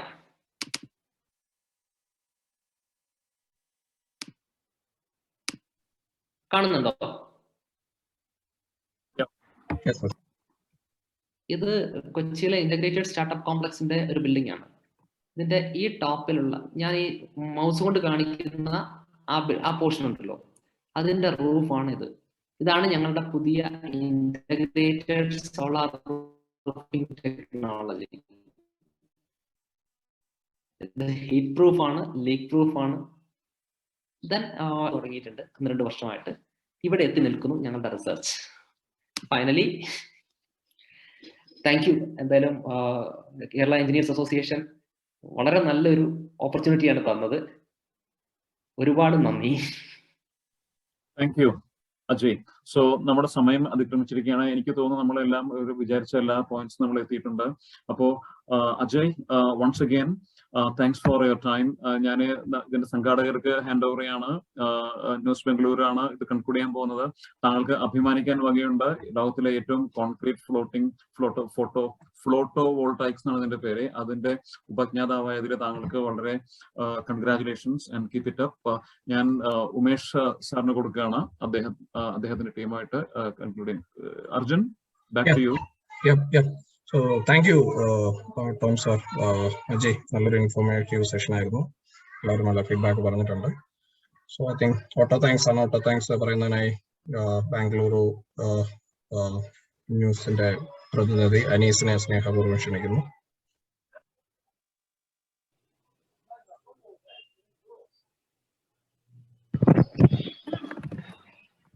എല്ലാവർക്കും നമസ്കാരം. വളരെ മനോഹരമായ ഒരു സെഷൻ ആയിരുന്നു. എല്ലാവരും കമന്റില് പറഞ്ഞതുപോലെ കാലം ആവശ്യപ്പെടുന്ന ഒരു സെഷൻ. സോളാർ എനർജി വളരെ ചെറുപ്പത്തിലെ നമ്മുടെ കൂടെ ഉണ്ടെങ്കിലും അതിന്റെ മൂല്യം എന്താണ്, അത് നമ്മുടെ ജീവിതത്തിൽ വരുത്തി തീർക്കാ പോകുന്ന മൂല്യം എന്താണ് എന്ന് ഈ ഒരൊറ്റ സെഷൻ കൊണ്ട് എല്ലാവർക്കും ചെറിയ രീതിയിൽ മനസ്സിലായിട്ടുണ്ടാവും. അതിന്റെ സ്പാർക്ക് എല്ലാവരിലും ഉണ്ടാവുമെന്ന് വളരെ പ്രതീക്ഷയോടെ തന്നെ കരുതട്ടെ. ഇത് സംഘടിപ്പിച്ച, പ്രത്യേകിച്ചും ഒരു പ്രഭാഷണ രൂപത്തിലല്ലാതെ ചോദ്യം അതിന്റെ ഒരു ഉത്തരം എന്ന രീതിയിൽ സംഘടിപ്പിച്ച് ആളുകളിലുള്ള മുഴുവൻ സംശയങ്ങൾക്കും ഉത്തരം വരുന്ന രീതിയിൽ സംഘടിപ്പിച്ച കേരള എഞ്ചിനീയർ അസോസിയേഷന്റെ പ്രതിനിധികളും അതിന്റെ അണിയറ പ്രവർത്തകർക്കും നന്ദി പറയുന്നു. പ്രത്യേകിച്ചും Kerala engineering president Thomas Vengal, general secretary Arjun Sundaresan, അതേപോലെ തന്നെ വളരെ മനോഹരമായി ചോദ്യങ്ങൾ ചോദിച്ചുകൊണ്ട് KEA vice president doctor Tom George, അതിന് വളരെ നന്നായി തന്നെ ഉത്തരം പറഞ്ഞ, എല്ലാ ഭാഗവും സ്പർശിച്ച് ഉത്തരം പറഞ്ഞ വാട്സ് എനർജി ടെക്നോളജി CEO അജയ് തോമസിന് പ്രത്യേകം നന്ദി പറയുന്നു. ന്യൂസ് ബാംഗ്ലൂരിന്റെ സഹപ്രവർത്തകർ, പ്രത്യേകിച്ച് ഉമേഷ് രാമൻ, മാർക്കറ്റിംഗ് വിഭാഗം മേധാവി സുധീഷ് കൃഷ്ണൻ, KEA പ്രതിനിധി ജോയ്സൺ തുടങ്ങിയവർക്കും ഞാൻ നന്ദി പറയുകയാണ്. ഒപ്പം ഈ സെഷനിൽ അവരുടെ ടൈം നീക്കിവെച്ച് എത്തിയ എല്ലാവർക്കും പ്രത്യേകം നന്ദി അറിയിക്കുന്നു. ഇനി ഒരു സെഷനിൽ കാണുന്നത് വരെ എല്ലാവർക്കും നന്ദി, നമസ്കാരം. ന്യൂസ് ബാംഗ്ലൂരിന്റെ പേരിൽ എന്റെ നന്ദി രേഖപ്പെടുത്തുകയാണ്.